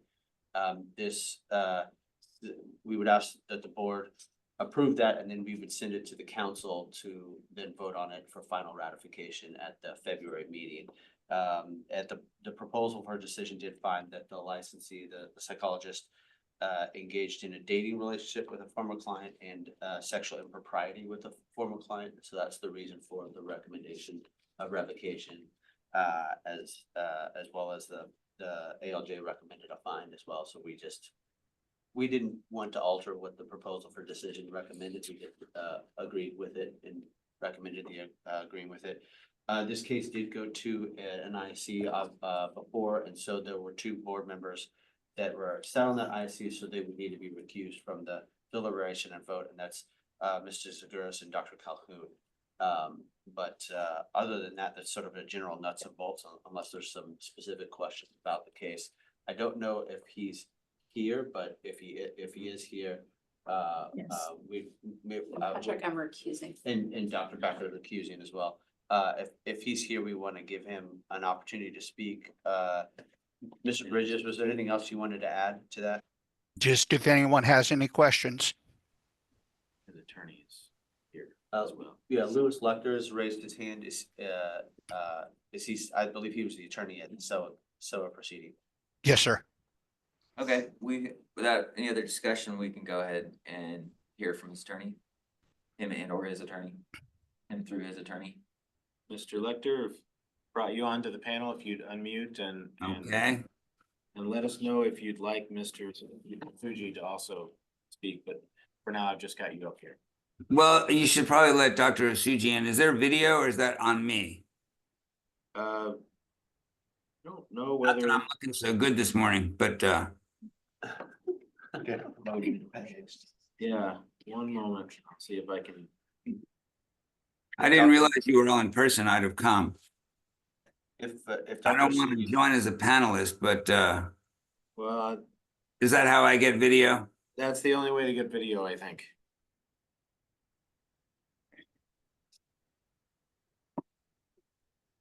And Dr. Asuji, welcome. I will do the same for you. Neither of you are required to do video, but we'll promote you to panelist so that you can, should you desire. Is there there's not a court reporter present, so I take it this meeting will be either transcribed or authenticated in some way if necessary. Is that correct? In accordance with the APA? it's being recorded. Yeah. Right now, and it's posted on our YouTube page afterwards. Right. I got that. Well, thank you. Are you done, Mr. Bridges? I'm waiting for questions, if anybody has any. Yeah, it is y'all's opportunity to speak if you choose to. You don't have to. We just provide this opportunity to applicants and to situations like this, so that if there are things that y'all want the board to know and to consider before we make decisions, that you're afforded that opportunity, but you don't have to do anything. Okay, thank you. When you say y'all, do you mean the respondent or Dr. Asuji and myself, or are you referring to the board members? No, I'm referring to you. Okay, thank you. If you as the attorney, if you want to do the speaking, that is your prerogative, or if the respondent wants to, that is y'all's prerogative. This is your time and opportunity, and you can, it is your call. Understood. I understand I have 10 minutes per your correspondence. Yes, usually, yes, well, we're not going to cut you off, so. Okay, well, thank you. Yeah, go ahead. Good morning or afternoon. My name's Louis Lecter. I don't know if any of you know me. I've been practicing administrative law before licensing agencies for 25 years. Most of it's before the medical board, the dental board, pharmacy board, and occasionally, now BHEC, I did a lot of cases before the LPC and LMFT boards that seemed to be, they should have expired, but luckily BHEC came in and kind of salvaged them. And I think that's been a good thing. Regarding this case went to trial and the opposing counsel was Mr. Bridges. And I must say it was a fair trial. There was no animosity back and forth, just the evidence got entered. And it was all witness testimony. There weren't really many documents that issued. And the proposal, at least from the judge, is for revocation. But if you look at your statutes, the statutes don't really warrant revocation unless there's some kind of bad act or personal motive or intent in the scheme of this whole case to do something horrible, which there's conflicting evidence about. And I ask that you look at it. The SOA judge, and I don't know if anybody read this, I hope that they did. I just had a case at the medical board. There was a long PFD. I won 99% of it, and they entered a rather egregious order anyway, which we had to appeal, which was unnecessary. So Dr. Isuji, just for way of introduction, is a neurocognitive psychologist. Is that right, Doc? You can unmute yourself. Yes, sir. Clinical neuropsychologist. Okay. And 99% of his practice involves evaluations for physicians who've had an injury or fitness to duty questions come about by the hospital, or licensing agencies have a question as to their ability to, say, an endodontist hold the tool and not drop it in the patient's mouth, or an orthopedic surgeon have the cognitive abilities after a car wreck to perform surgery. He rarely engages in therapy, and since 2018, since this case, at the advice of Tony Kobos and Mike Sharp, his previous lawyers, has not seen a female within the therapy setting at all. This case was brought, and this is in the PFD. I'm never going to speak outside the record because that's just wrong. The case was brought to an informal conference based on one of the purported victims in this case, who was, she's RG, and that case was dismissed. The complaint was filed by the husband, and RG did not substantiate it, and the matter was dismissed. Subsequently, a case was filed by exposing the sister, alleging that inappropriate behavior had taken place between Dr. Isuji and the sister and the RG, the initial patient. If you look at the notes, the clinical notes, they're appropriate. He terminated her. She was referred for headaches. He was reluctant to take the file, but it was a good referral source, so he did. The one reason I'm asking you to consider something other, there's many reasons actually, consider something other than revocation is, number one, there are not many psychologists in his geographical area that do what he does. He's got a 90-day wait list at best, and he's busy and well regarded in his community, and that's substantiated by the SOA record. Also, the judge, this was all, her decision was all based on her interpretation of individuals' testimony. It wasn't substantiated by physical evidence. The investigator testified, and this case had been going on for many, many years, testified that XYZ was the complaint, and his belief was XYZ had occurred. And I asked him if he had subpoenaed the phone records to substantiate that those phone calls or text messages actually took place. And that's an easy subpoena to issue. I didn't have that subpoena power during the investigative process. And after a certain amount of time, they're purged. He certainly did, and he said he did not do it. Why? I mean, I guess it's a budgetary issue, and I'm sorry for that for everybody's sake. It's not a good thing.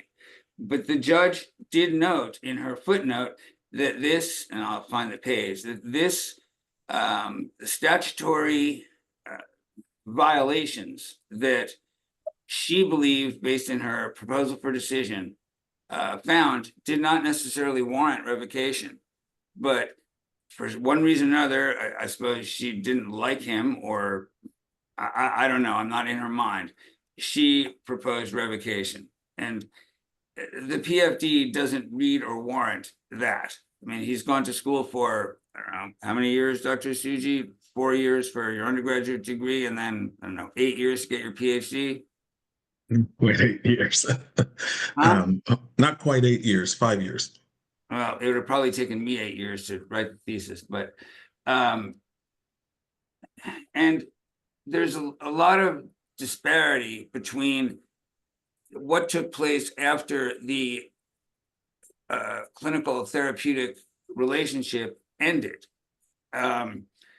There's very inconsistent evidence regarding phone conversations or purported phone conversations and text messages, which don't make sense. And the judge criticized us as, me, I guess, or our case, for not having an expert testimony on something that is applicable to the analogy of handwriting.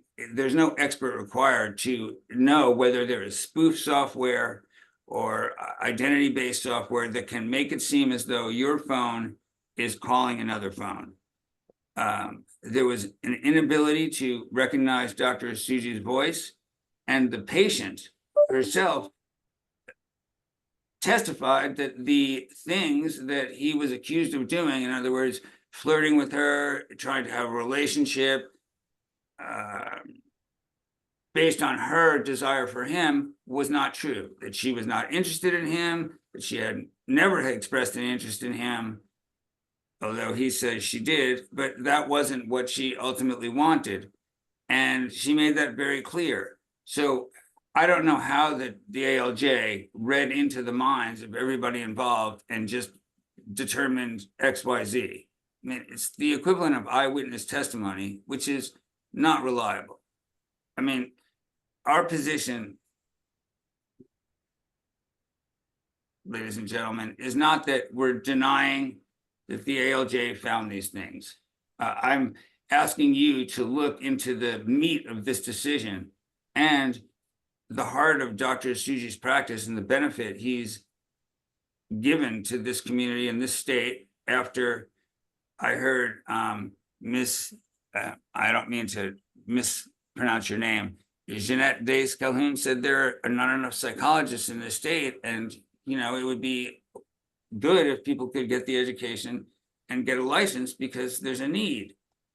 And so here we have a gentleman who is way competent. I mean, he's not had any clinical complaint to know of, and he's evaluated, prominent people, surgeons, physicians, several of my clients over the last 4 years, who are all medical professionals, mostly all physicians.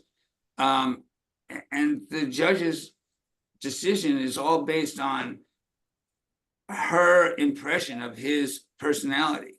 We called 5 or 6 witnesses they were all psychologists, who all testified that he was an excellent clinician. There was a wait list to get into him, that they often consulted with him for curbsides or just consults. They referred to him, and that they liked his work, and they were comfortable seeking his opinion and sending referrals his way. So the fact that the judge says this offense does not warrant a revocation, but in her opinion, she feels it's warranted, there's some kind of personal bias there. And although I was present, I don't know what was going on in the judge's mind. I ask you as a board to look at the totality of the record and the totality of the evidence and the totality of what was pled that was actually found, and say, well, this is worthy of a restriction. Maybe he doesn't see female patients. Maybe he's limited to neurocognitive exams. But to revoke him over a phone call where there is purported flirting and an arrangement to quote, maybe meet in 2 years, which, you know, he denied. The judge found it. We're not going to deny that. Seems overboard. And, you know, I know, you know too, that you have the ability to change a finding of fact or change a conclusion of law or accept the findings of fact, but disagree with the ALJ that this is not worthy of that type of punishment. And I'm going to look for the decision where she puts in the footnote her and Mr. Bridges, if you are aware of what I'm referring to, I don't mind you assisting. Oh yeah, it's footnote 77, Texas Admin Code. The ALJ further notes that there is evidence in the record that this is not responding. Oh, that's not it. And I don't know where that is either, that footnote, but there's another one that she says that the facts are not worthy of revocation under your statutes, but they do allow for it.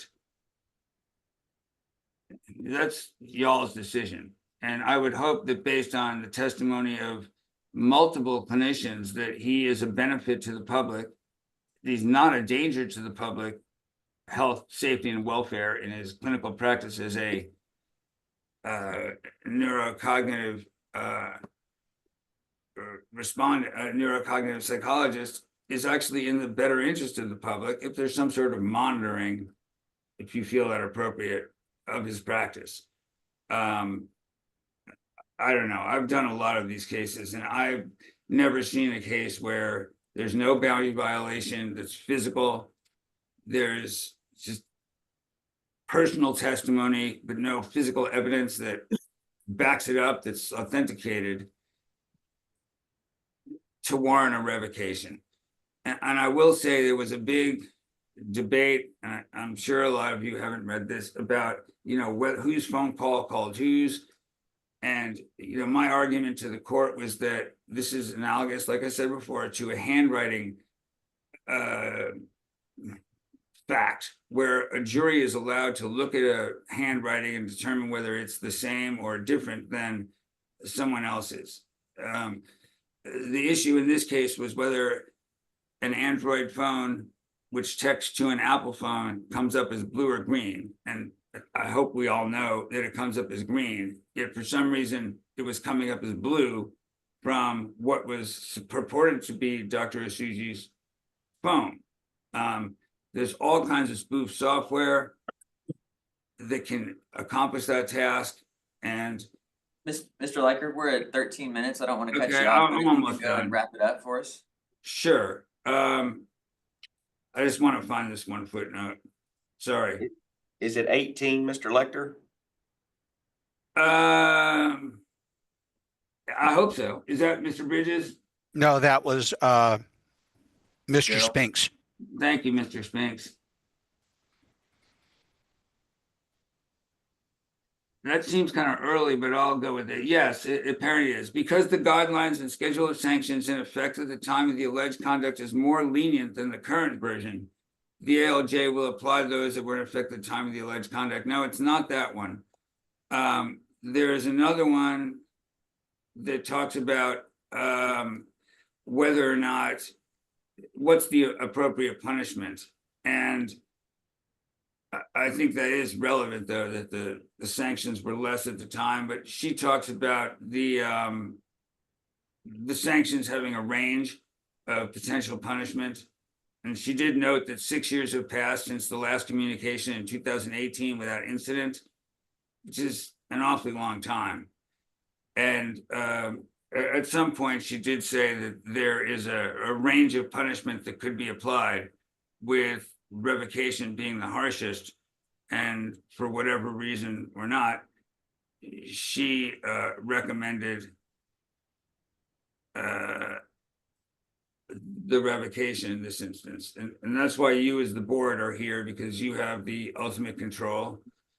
I've had my decisions flipped, usually not in favor of the respondent, but sometimes. So, you know, I believe there were mistakes made in this case by the ALJ. I believe they were not favorable to respondents. So we're asking you to look at this and just look at what's fair. We're not saying don't monitor him, don't give him punishment, but don't take away his license. Let him be a benefit to the public in his very needed specialty. That's it. And I don't know if you want to hear from Dr. Asuji or not for a couple minutes, but I think that succinctly completes what I wanted to say to you this morning. So thank you.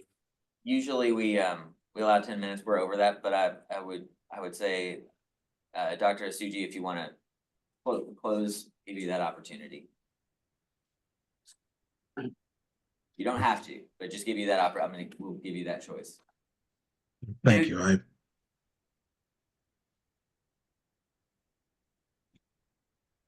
I think he's going to decline. Is that right? Okay. Or do you want to say something? Just want to say one thing. Sure. It'll be brief. Go ahead. Thank you for your time today, everyone. Mr. Lecter pointed out that during the hearing, that several things were brought up and several witnesses spoke.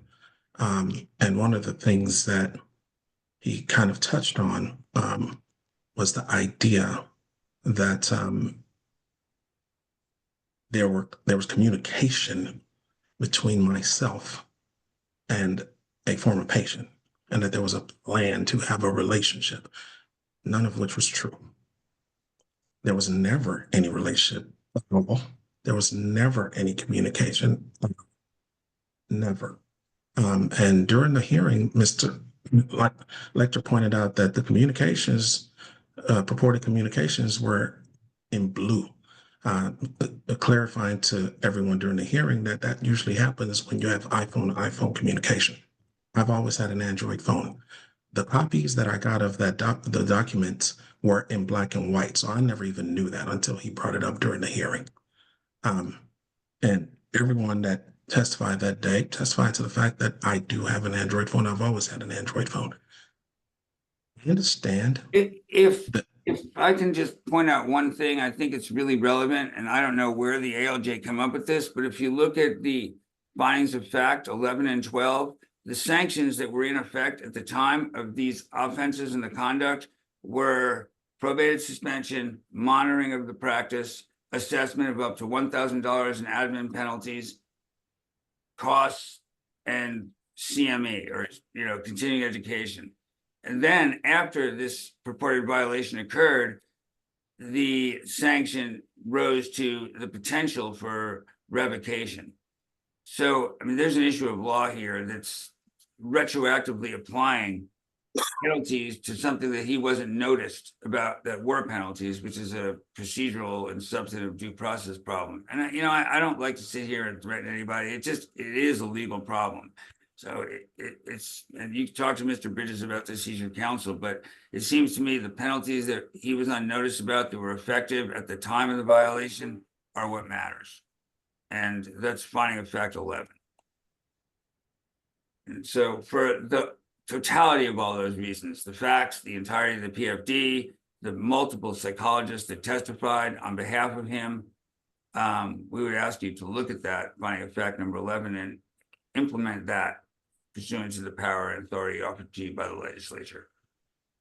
Thank you, Mr. Lecter. I'm going to go ahead and close it there unless anybody has any specific questions before we discuss it. Thank you, gentlemen. Okay. Yeah, I'd like to ask a question. Go ahead, Mr. Zagres. When you I guess hang on.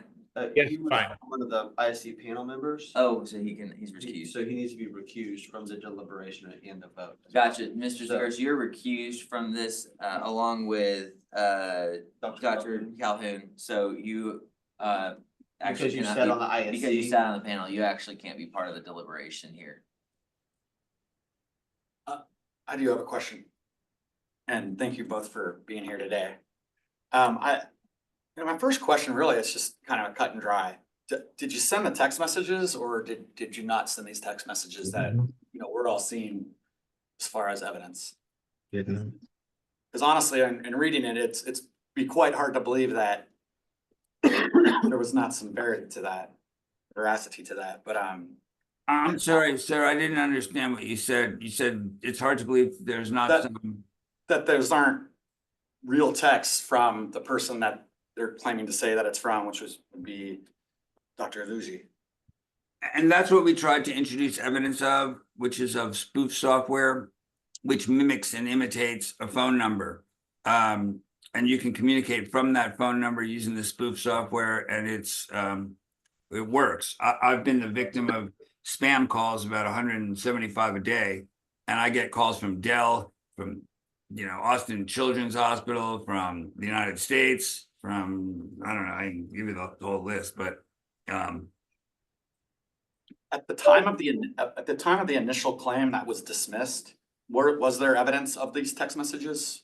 No, sir.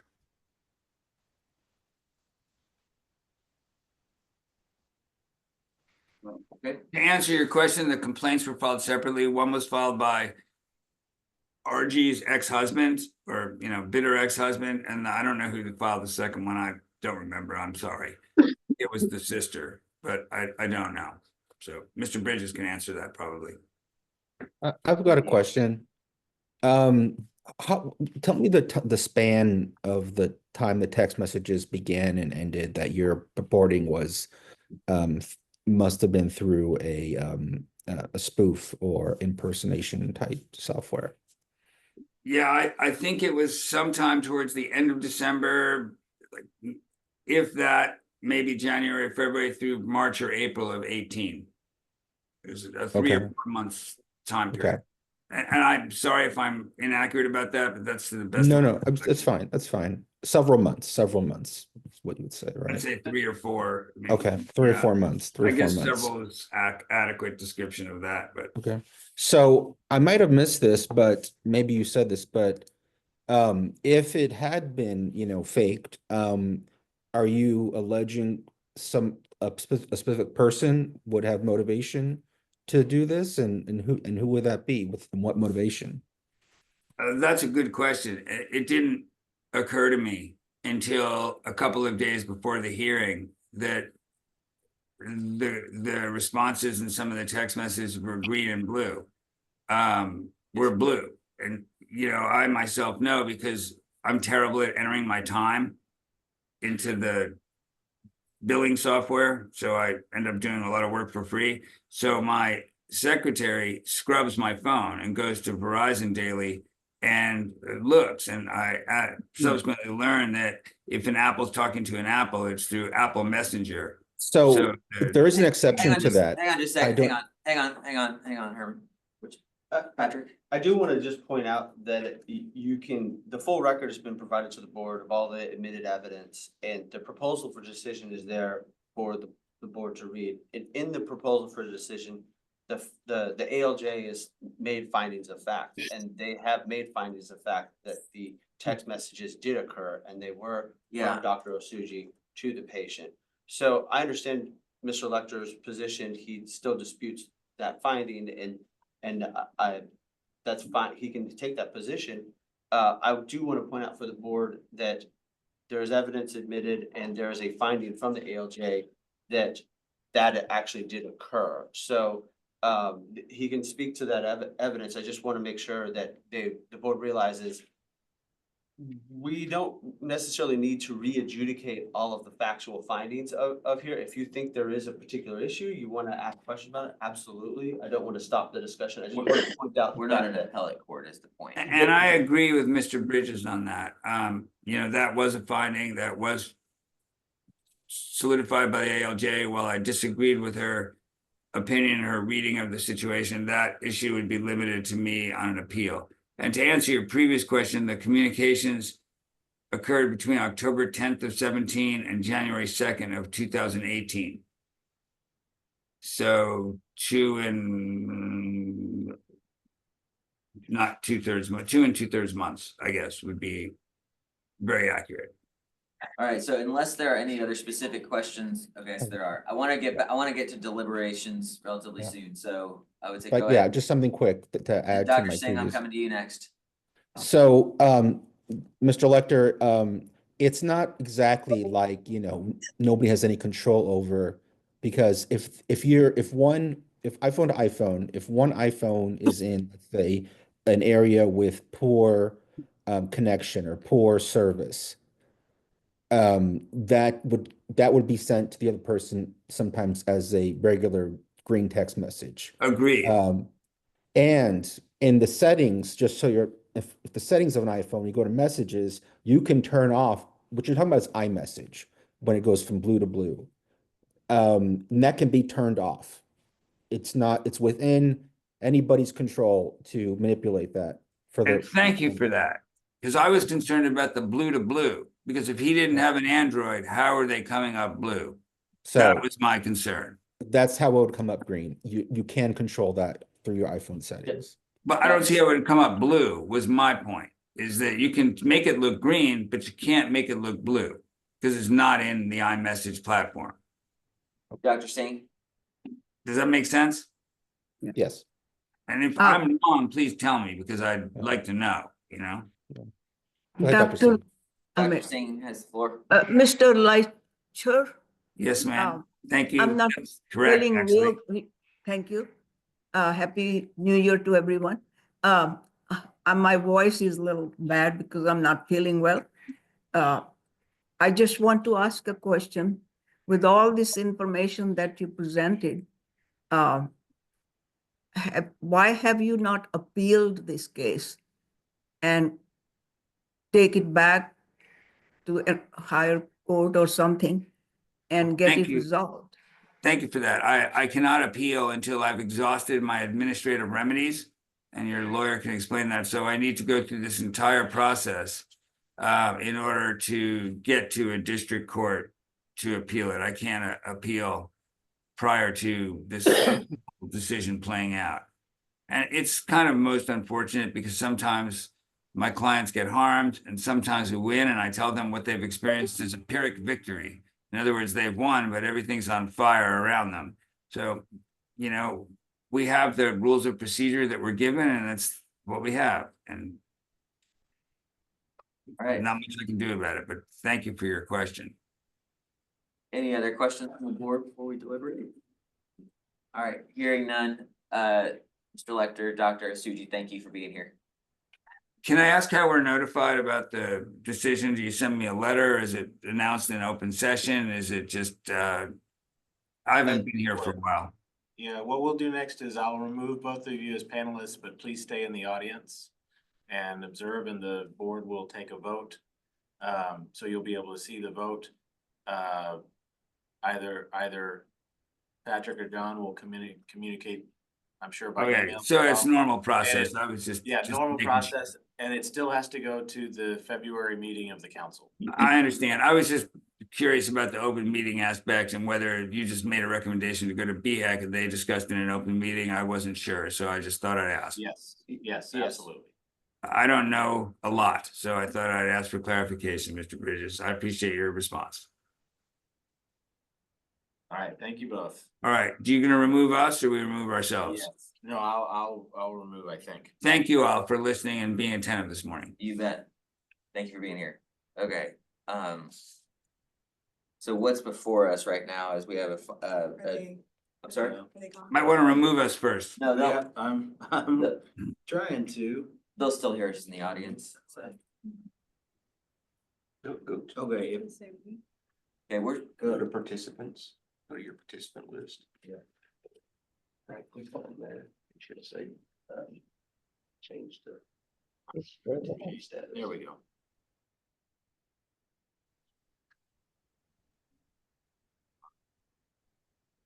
I have a question. hang on, I'm gonna come to you just a second. Okay, so what's before us right now is a draft final decision in order that would get kicked up to the Behavioral Health Executive Council for Chair Canseco to sign, assuming depending on what we did with it. So that's what's before us. Dr. Calhoun, what's your question? Initially, you said something about my not participating. I'm not sure I understand that. You're recused because you were part of the ISC panel for this. Okay. When the case was initially, the complaint was initially reviewed, it went to an ISC. Mr. Zaguris, Dr. Calhoun, and I believe another board member that's no longer on the board, was Dr. on that. Fletcher. Dr. Fletcher, there you go. And so, that when it was reviewed then, since it's come back now, there's under the recusal rule, the prior board members are recused from the voting on the final order. Yeah, and deliberations. Correct. Yeah, so you can observe, I guess, but you're not part of the deliberation or vote on this as part of the ISC. Okay, so y'all have heard what's before us. I mean, these cases are difficult because there's been plenty of times where I feel like they treat us kind of as an appellate court, which we're not, and we weren't, the judge made a recommendation, there's findings. Have a hard time going against that based on what we hear in this setting. But And I mean, it sounds like the findings were what they say they were. And if those text messages that I read, if that really, then, I just don't see any other way. But, in terms of, I would follow the recommendation of the ALJ judge. That's what they do. And unless, I understand that maybe like a lower level of disciplinary action could be processed, but we're not at that point. I feel like it would have to go through an appeal. Then if it came back with that information, let's just say somehow there is proof that this text messages were not accurate, or that there was some kind of spoof, then at that point, could we then make that decision if it did go through an appeal and came back up, or? So the recommendation in the final order is issued by the council. This is the stage when the agencies has the discretion to impose the discipline that it so chooses. The ALJ will follow the scheduled sanctions. And my reading of the proposal for decision from the ALJ, administrative law judge, is that she looked at the conduct and found there were some slight mitigating factors, but more aggravating factors as well, based on his conduct. And she found that the conduct did occur, that he did engage in some sort of communication with this client to try to engage into a romantic relationship, dating relationship, and he communicated through his sister so as in order to hide this conduct. And so so that's why she made the recommendation of revocation. So this would be the time where you would make the recommendation on the final order that would say, we either agree or disagree with the proposal for a decision. And you may agree with the proposal, the findings of fact, and conclusions of law, but you may recommend a different sanction than that. Staff is not proposing that we do anything different than what the proposal for decision is recommending. I believe one of the rules specifically that she found that he violated was the exploitation of a patient. And I believe the standard sanction for that is the standard sanction without having any aggravating factor, that was revocation. But there is enough evidence, I think, in there to say, even if some of the other violations that aren't the standard revocation sanction, there's enough aggravating factors in there to explain why it would be raised to a more severe sanction, if that makes sense. Yes, ma'am. I believe we kind of got stuck. We got mired in the text messages and such, but we also have the testimony of the client as well. Excuse me, to read through. And, I have a hard time dismissing it. I also, like you were just saying, Patrick, it isn't, I think it's fantastic that things did proceed to an actual relationship, but there were all sorts of things, and excuse me, it sounds like there's some, at least interpretation, to assume that there was some sort of a plan to circumvent the rules. So I kind of am with you in terms of it's very hard to dismiss what a law judge, ALJ, administrative law judge. yeah, would make the recommendation for, in the sense that these have more aggravating circumstances. Excuse me. It is worth pointing out too, that that's sort of the duty or the role of an ALJ, is they're there to hear the testimony, to weigh the credibility of the testimony and the evidence that's being admitted, and to make determinations of whether or not they find certain testimony credible or not. And that's what's reflected in the findings of fact, in the proposal for decision from the ALJ. Mr. Ryan Bridges? Yeah, I just wanted to, I guess, kind of follow up on that too. Yeah, we got kind of tied down in the text message issue, but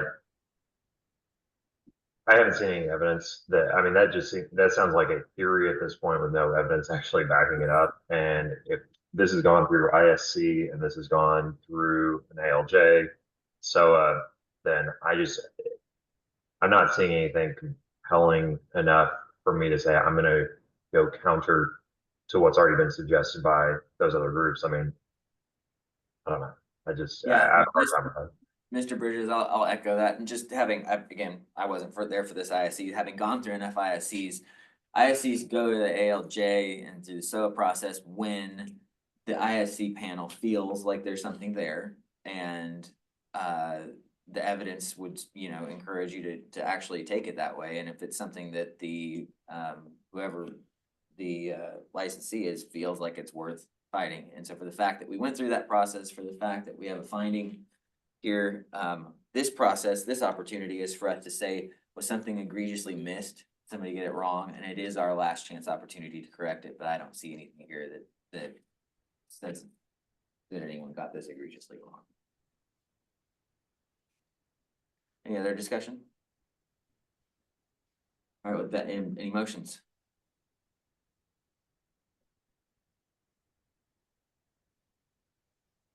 I move to revoke. Is there a second? I second that motion. Been moved and seconded, I'm sorry? Hey, can we just get clarification on the motion? Do you just want the proposal to go up for revocation and not the $3,000 fine as the ALJ? Yeah, so, yeah, there is, the thing that is before us is the final decision order, it is, The administrative law judge recommended revocation as well as a $3,000 fine. Administrative And so I penalty. just want to make sure that what we send up to the council is, do you want to take the $3,000? I think we should follow the ALD recommendation. Okay, okay, sorry. so the motion's been amended, is that been seconded? Yes. Okay. Been moved and seconded, is there any further discussion? All those in favor signify by saying aye. Aye. Opposed, say no. The ayes have it. All right, thank you, everybody. All right, we've been going for 2 hours, 15 minutes. Let's take a 10-minute break right now. The time being, well, let's call it, it's 12:15. We'll be back at 12:25. We stand at ease for 10 minutes.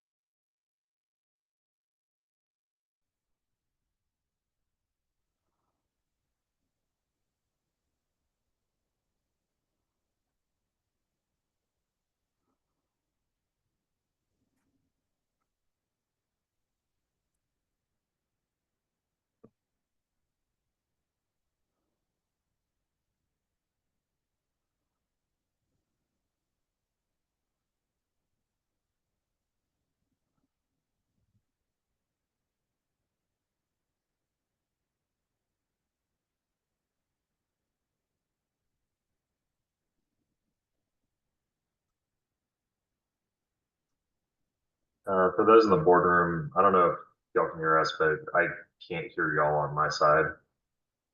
All right, hang on. Oh, there we go. There we go. Never mind. We'll speak up. Okay. Mr. Chair, I can tell you, so 9A, 1, 2, and 3, y'all can take as a single motion if you like. Okay. I'll explain each one. 463-9 was from the rule review and is removing language that would allow LSSP candidates to practice without a license because that's against state law. They can't do that. But we do make sure they can finish their internships. 463-10 would remove language also in rule review that would let somebody have fewer experience hours if they're out of state. That's not allowed. John Bridges? I wanted to make a point of order. Are we skipping 8B? Oh, that was probably, y'all did not hear, when we couldn't hear, we did 8B, but there was no action needed, so we just moved on past 8B. All right, just for clarification, just in case the recording did not pick it up, we came back into session at 12:26 and we're back. And no action has been And taken. no action has been taken. So that's 463.9 and 463.10, and 463.31 is the change of the jurisprudence score from 90% to 85%. These are all rules that were proposed and are now up for you to move for adoption. It was sent to the council. We got public comment, not much. The only significant comment was as to the jurisprudence. And most of the commenters were opposed, not wishing to lower the standards of passage. There were a couple of commenters who thought that it was approved. Were for it. Fair enough. We can take these as a whole. If there's any questions, ask away. If not, would entertain a motion to make that adoption recommendation to VHEC. Can I just go on a quick record? And I promise to be very brief about this, but I Only feel if like you I promise. I promise, okay? But I've already been called spicy once today, so I'll just keep on my spice, okay? I got into this with some folks on a board trying to educate, and I find that education is very challenging for some folks, but we'll just go with it, okay? As part of the jurisprudence exam committee, what we looked at were the examinees in our state taking the jurisprudence exam. What we found was, as part of our purview to go across looking at how do we remove barriers to people getting through the process of being licensed in our state, we had two things. We had a bimodal distribution. There was a large group of individuals that missed passing the exam by 1 point, 1 question. Those people were clearly qualified, but then they were having to retake the exam at a cost to themselves and go through the whole process all over again. Those are not folks who are not qualified. They were missing it by a question that could be remediated. At the same time, we were also pulling out a large chunk of questions that we found that were wrong, outdated, and all these other number of issues that we had with the test that we were trying to bring up to date. That gave us the window to do both of those things at the same time. And in looking at that, we said, if we bring it down to 85, we gives ourselves a little bit of wiggle room to say, hey, we're keeping our standards high, but these people who are down here at 70, 71%, they're still gonna fail. We're not letting in a ton of these unqualified people and lowering the standard. We're actually getting those people who are right on the cusp that are really high up here at like 88, 89%, and we're pushing them over the cusp into passing. We are actually removing a barrier, not lowering a standard. End rant. That's a very good distinction, Dr. Becker, because this is one of those things that I ask a question a lot. Is this the difference maker between like qualification and qualification? And with that 1 point snagging people, clearly it's not that they're not qualified. It's that our test is not really probably working the way it should. And it was a very clear difference in the group of people that we would be including versus the people that were not passing because they were not meeting that criteria. That's a really good thing that I'm glad that you put on the record. Having that, I moved to pass this group of rules forward. For adoption. I just have one question. Okay. Okay, not to make things more complicated, but I wonder if perhaps since you have a new vendor and a new format for the test, is it worth, kind of staggering this and maybe going, and I don't know how long that is until full implementation. Is it worth to kind of wait to see what happens with the scores with this new vendor, this new format, and then kind of table this to come back to raise it or lower it to 85 if we need to? I think we're gonna have to change it entirely once we do that based on this, because you're gonna be breaking it up into modules is what I'm hearing Robert say. So we're gonna have to have a different scoring. So you're saying it set. may actually. We're gonna have to Not change be 85. how, it's gonna be, it sounds like we're gonna have pass rates per module. I think we can do it any way we choose to. Exactly. Yeah. But I think this is in the interim is going to remove a barrier towards getting people into the entry of starting their licensure applications. That was the goal of doing this. Gets more people to the on-ramp. All right, so there is a motion on the floor. Is there a second? I'll second. Been moved and seconded. Further discussion? All right, without objection, motion passed. All right, moving on to nine, B. 9B, we have two. So the first for your consideration is a rule petition. So these would be rule proposals. This is a petition for rulemaking sent to us by Texas Association of School Psychologists. And I will pull up on my screen their proposal. But it's in your packet. This would be updating, essentially, their proposal is to update the scope of practice definition for school psychology. Our current rule references that the scope of practice should align with national standards. And recently, the National Association of School Psychologists updated their model language of what is incorporated. It does not really detract, it simply adds further domains of clarification. To our reading as staff, it does not expand the scope in any way. These are all things that school psychologists have been doing, are allowed to do. But more is just adding definition to the rule. So we as staff are not advocating one way or the other. We did review this language and we do not have any red flags to share with you as the board. We don't have any problems with it. A representative of TASP is present in the room, Ashley Arnold. And certainly, if I can speak for her, I am sure she is available for questions or can comment on the intent behind this proposal. We do have a tradition of taking comment when someone's here closer to it. Do you have anything that you'd like to address the board with, Ms. Arnold? No, bringing it to your attention to ensure that our Texas licensing standards are in alignment with our national standards.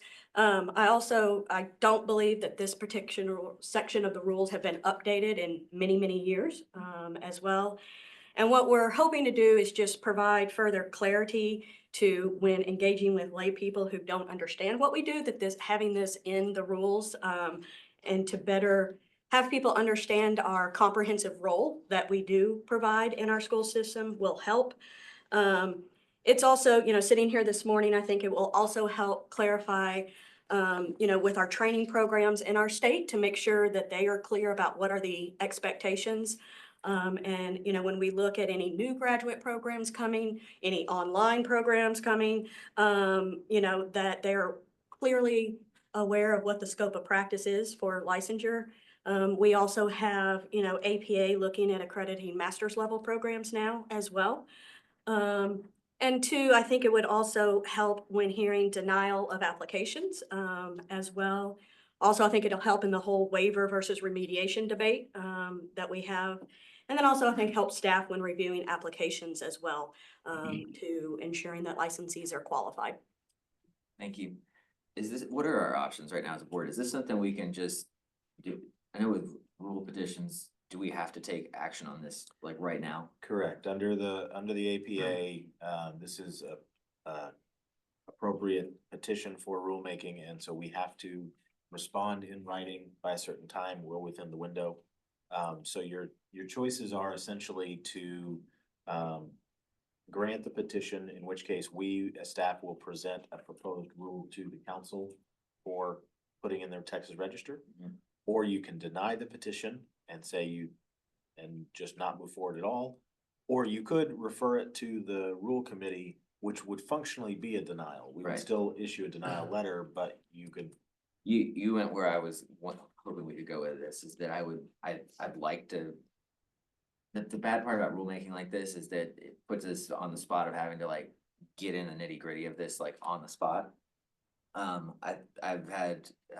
I've been very happy with our rule committee process where we can really roll up our sleeves on rules and move the ball.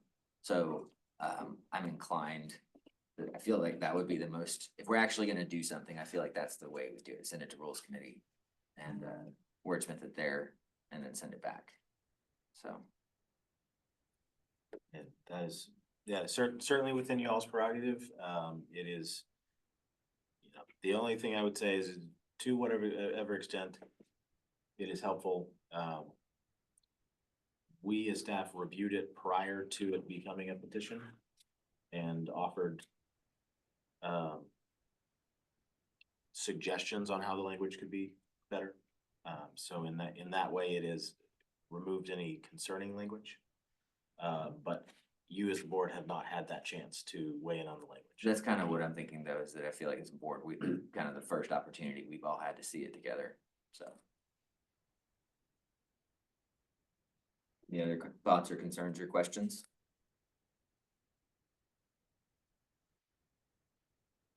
The only other thing I would probably go out on a limb and say, I don't really have any concerns about the way, I understand the need to, and that you're kind of leaning towards, maybe want to take it to rules committee, have time to digest it and bat around. As I sit here, I'm like, I don't know that staff are gonna go and, I don't know that we would have any recommended changes to make to it in rules committee, just so everybody knows. I just think probably, I'm fine with the way it's worded, but I understand wanting them some more time to digest it yourselves. Yeah, I was gonna say, like, you just kind of think about it, and does it confuse things more? I don't think it does. Is it complicated? Does it create a barrier of entry? And it doesn't, obviously, right? So I mean, when you look at it that way, but yeah, if there's some fine tuning, I'm not opposed to it, but I don't see anything that looks. I would, with all the balls in the air right now we have with rules, with rule review and everything else, I would appreciate this going to rules and then coming back. So if we go to deny, Ms. Arnold, don't think that we think it's a bad idea. We just want to take it through the process. Could we not counter with that if it goes to BHEC and then have public comment? Aren't we then allowed the opportunity for any, as long as it doesn't substantially change the proposed rule, you could make changes at that point? Technically, yes. Yeah, you could. Just saying. Or you could, when it comes back after public comment, Right. you would have the chance to say, okay, well, we've thought about it some more. Right. You can pull it down or do whatever you want to do at that point. Yeah. That it's a little more problematic doing it that way because at that point it's active on the register. Right. If you don't get it done within 6 months, it dies. We have to repropose. So you could end up wasting a lot of time doing it that way. If it comes to find out there is something you want to change. Yeah, and that's why I feel like this safest way to actually move it would be, and to give the board a chance to digest it, I feel like rules committee would be the way to go. Is the substantive change to this really just the definition of the scope of practice? Yes. So really all that this, we're not actually, I'm understanding this because I'm not an LSSP. It's not actually, you're not actually adding rules. What you're saying is, this is the definition of what we do. Right. This is sort of what is kind of allowable under this license. Right. These are the types of services we provide. It's really defining, it is a clear It is definition. more operationally defining our scope Yeah. of practice. It is in no way broadening our scope Yeah. of practice at all. Yeah. So technically, it's not a rule change. I mean, it's a clarification Correct. more than anything. You could conditionally recommend it and just say, look, we'll send it up to BHEC unless rules committee has some kind of concern or meets and has some kind of concern, and then they can pull it down. You could do something. If somebody wants to make that motion, I think we can. Yeah, I think I kind of like it like that, because I don't want to hold things up. Things take so long. Right. It seems like a really bad idea to hold up something that isn't like a substantive action. Or has like substantive practice plans. But I feel your hesitation. We got a lot of 6 minutes right now. I don't want to drop any of them. This is a good plate. I don't want to drop I it. feel that, but I don't want to slow our roll towards progress. And that seems like it seems like an unnecessary pause for not a lot of gain. I do have a very basic question. Yeah. If I may ask you, Ms. Arnold, a question, this very last, number 3, where it says, just in terms of, you could clarify for me, just the delivery of school psych services in public schools, and it says, second sentence, licensees providing school psychological services in a private school should comply, same nationally recognized standards, but at a minimum must comply with all applicable council rules, including those related to informed consent, notification of the right to file a complaint, competency, and forensic services. Can you help me understand where forensic services might come into play? I believe that's currently in the rules. Is it now? We did not, that one is current. We did Okay, not I change that. wasn't aware. Can you Yeah. help educate me in terms of the context of how that would work? So this rule was adopted really for allowing practice in private schools and just informing licensees that the rules are a little different when you practice in a private school versus a public school. Okay, so it's just making that distinction. Correct. Is all that. Correct. Okay. Just was wondering. All right, thank you. A lot of what we have found, Roxanne, was LSSPs oftentimes don't have to worry about the vast majority of our rules when they're practicing in public schools because they're doing by federal law. Yeah. Totally different rule book. Then when you go to work in a private school setting, all of a sudden now all of our rules are applicable to you, including the forensic rules. If you get sucked into some kind of SAPS or family proceeding, Gotcha. now you are now subject to everything, whereas like an LSSP in the public school would not do.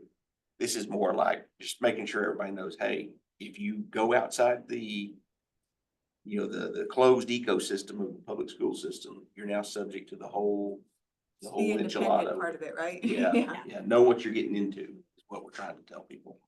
So let me see if I can get this right. I'm gonna motion to move this forward to be conditional upon a rules review With the rules committee. with the rules. I'm good with that. I second. All right, without objection. Thank you very much. All right, last one, for proposal is to do continuing education. So this is in your packet. Rule 46335. This is brought to you by staff. I will put this up on the screen.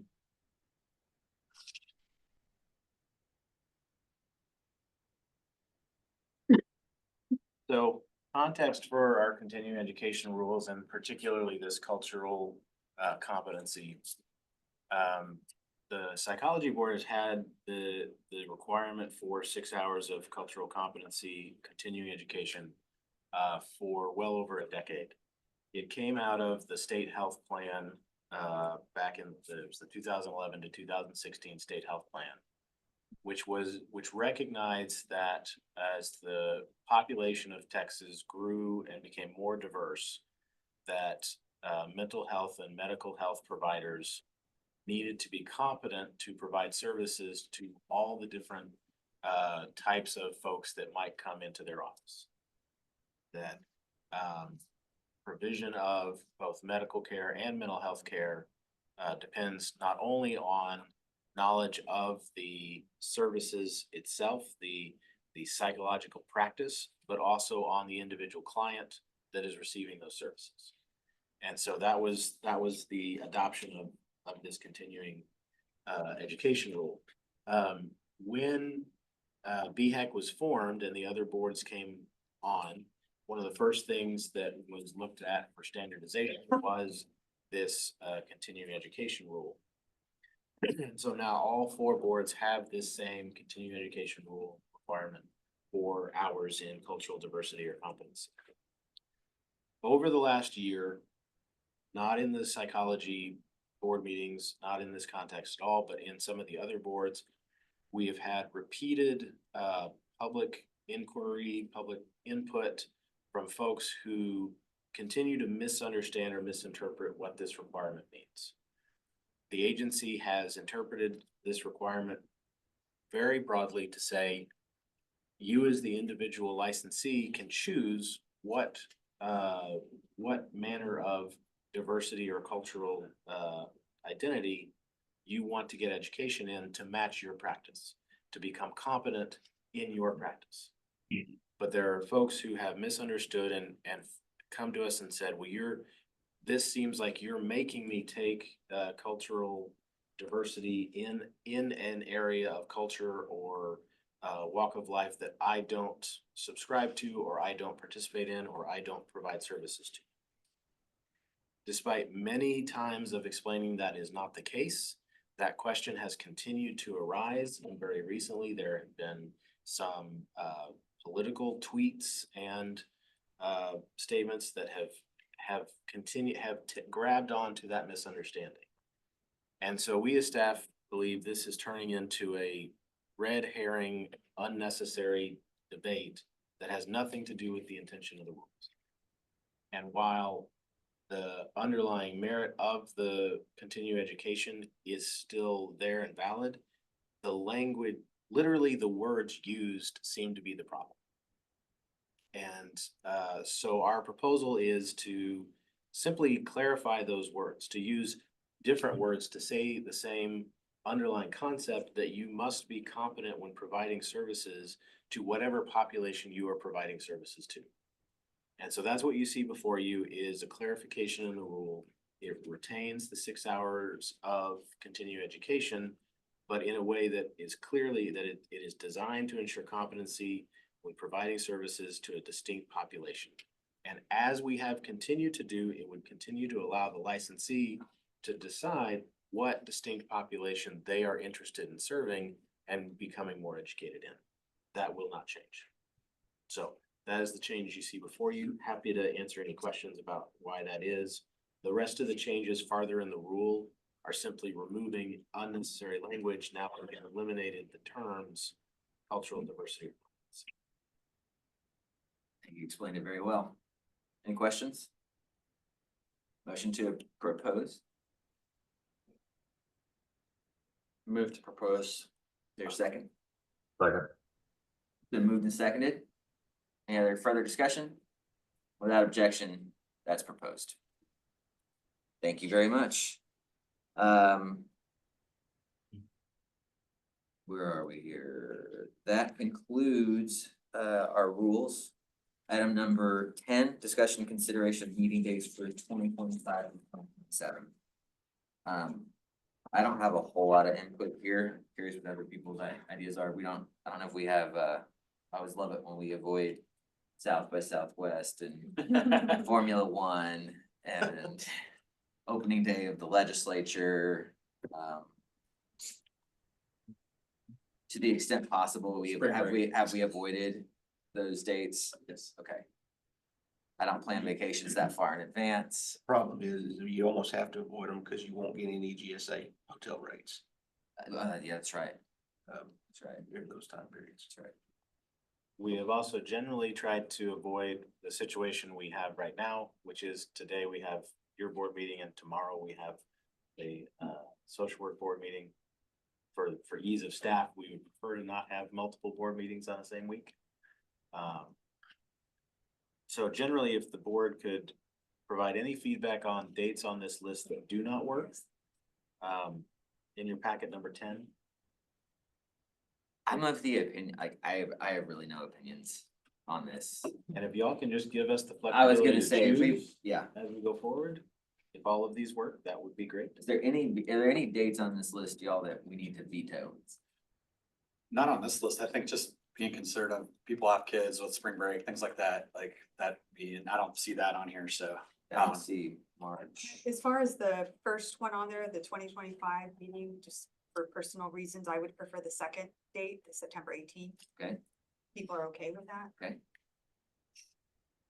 No objection? All right, so I'm just gonna put out there, so without objection, we'll go with September 18th, 2025, is that correct? Yes. And then beyond that, the staff's discretion to make our dates line up most efficiently with the other ones. Just a minute. Is there a motion for that? Oh, hang on. Take just a second. We can just set. Yeah, I can't do October. Yeah, September 18th. I Like agree September with 18th, okay. September 18th. Otherwise good? Yeah. Okay, September so will 18th. somebody, I don't have anything looking right now. September 18th, then staff discretion. Is there a motion for that? So moved. Second, A second. and without objection. Thank you. Thank you to staff for keeping us straight there. We've already talked. Sorry, Mr. Yes, Chair, I'm sorry. just for the public attendees, I see Dr. Allison has raised your hand. Unfortunately, this is not time for public input or comments. I appreciate you raising the hand, and for anyone here who didn't have a chance or wanted to say something, you are always free to email us as staff. We will answer your questions and get feedback to the board if you have any. Yeah, public comment, yeah, to just dovetail on that, public comment does get sent to the board members, so if you wanna do that, send it to staff, they send it to us. Each OP update is on here, we already talked about it earlier, but it's sort of a standing item in case we need to talk about it, but I don't have anything else to add on that versus what's already been discussed, unless anyone else does. All right, so dovetailing on that brings us to item 12, consideration possible adoption of resolutions commending certain staff for exemplary leadership to the board in the state of Texas. Daryl and Robert did a phenomenal job navigating this EPPP mess. And that's what it was. I got a lot more words I could use, but it was a mess. I've lost track of the amount of time, phone calls after working hours that Daryl and Robert and I had, probably more so Daryl. They truly went above and beyond what would normally be called upon. And I know that probably strained relationships in a lot of places professionally for you guys. And I wanted, and I think the board ought to take a minute to just notice that and appreciate what y'all did in terms of political and personal capital that you expended, and how well you represented Texas, the philosophy of this board, philosophy of our state leaders, our legislature, our governor, and how you took that out into 50 states and Canadian provinces. And people characterize, there were a lot of characterizations I heard of our position about what we wanted to do, this or that. We just kind of planted our feet and said, no, we like where we are. And it was that immovability that y'all communicated well that changed the trajectory of this whole testing regime in this country for right now.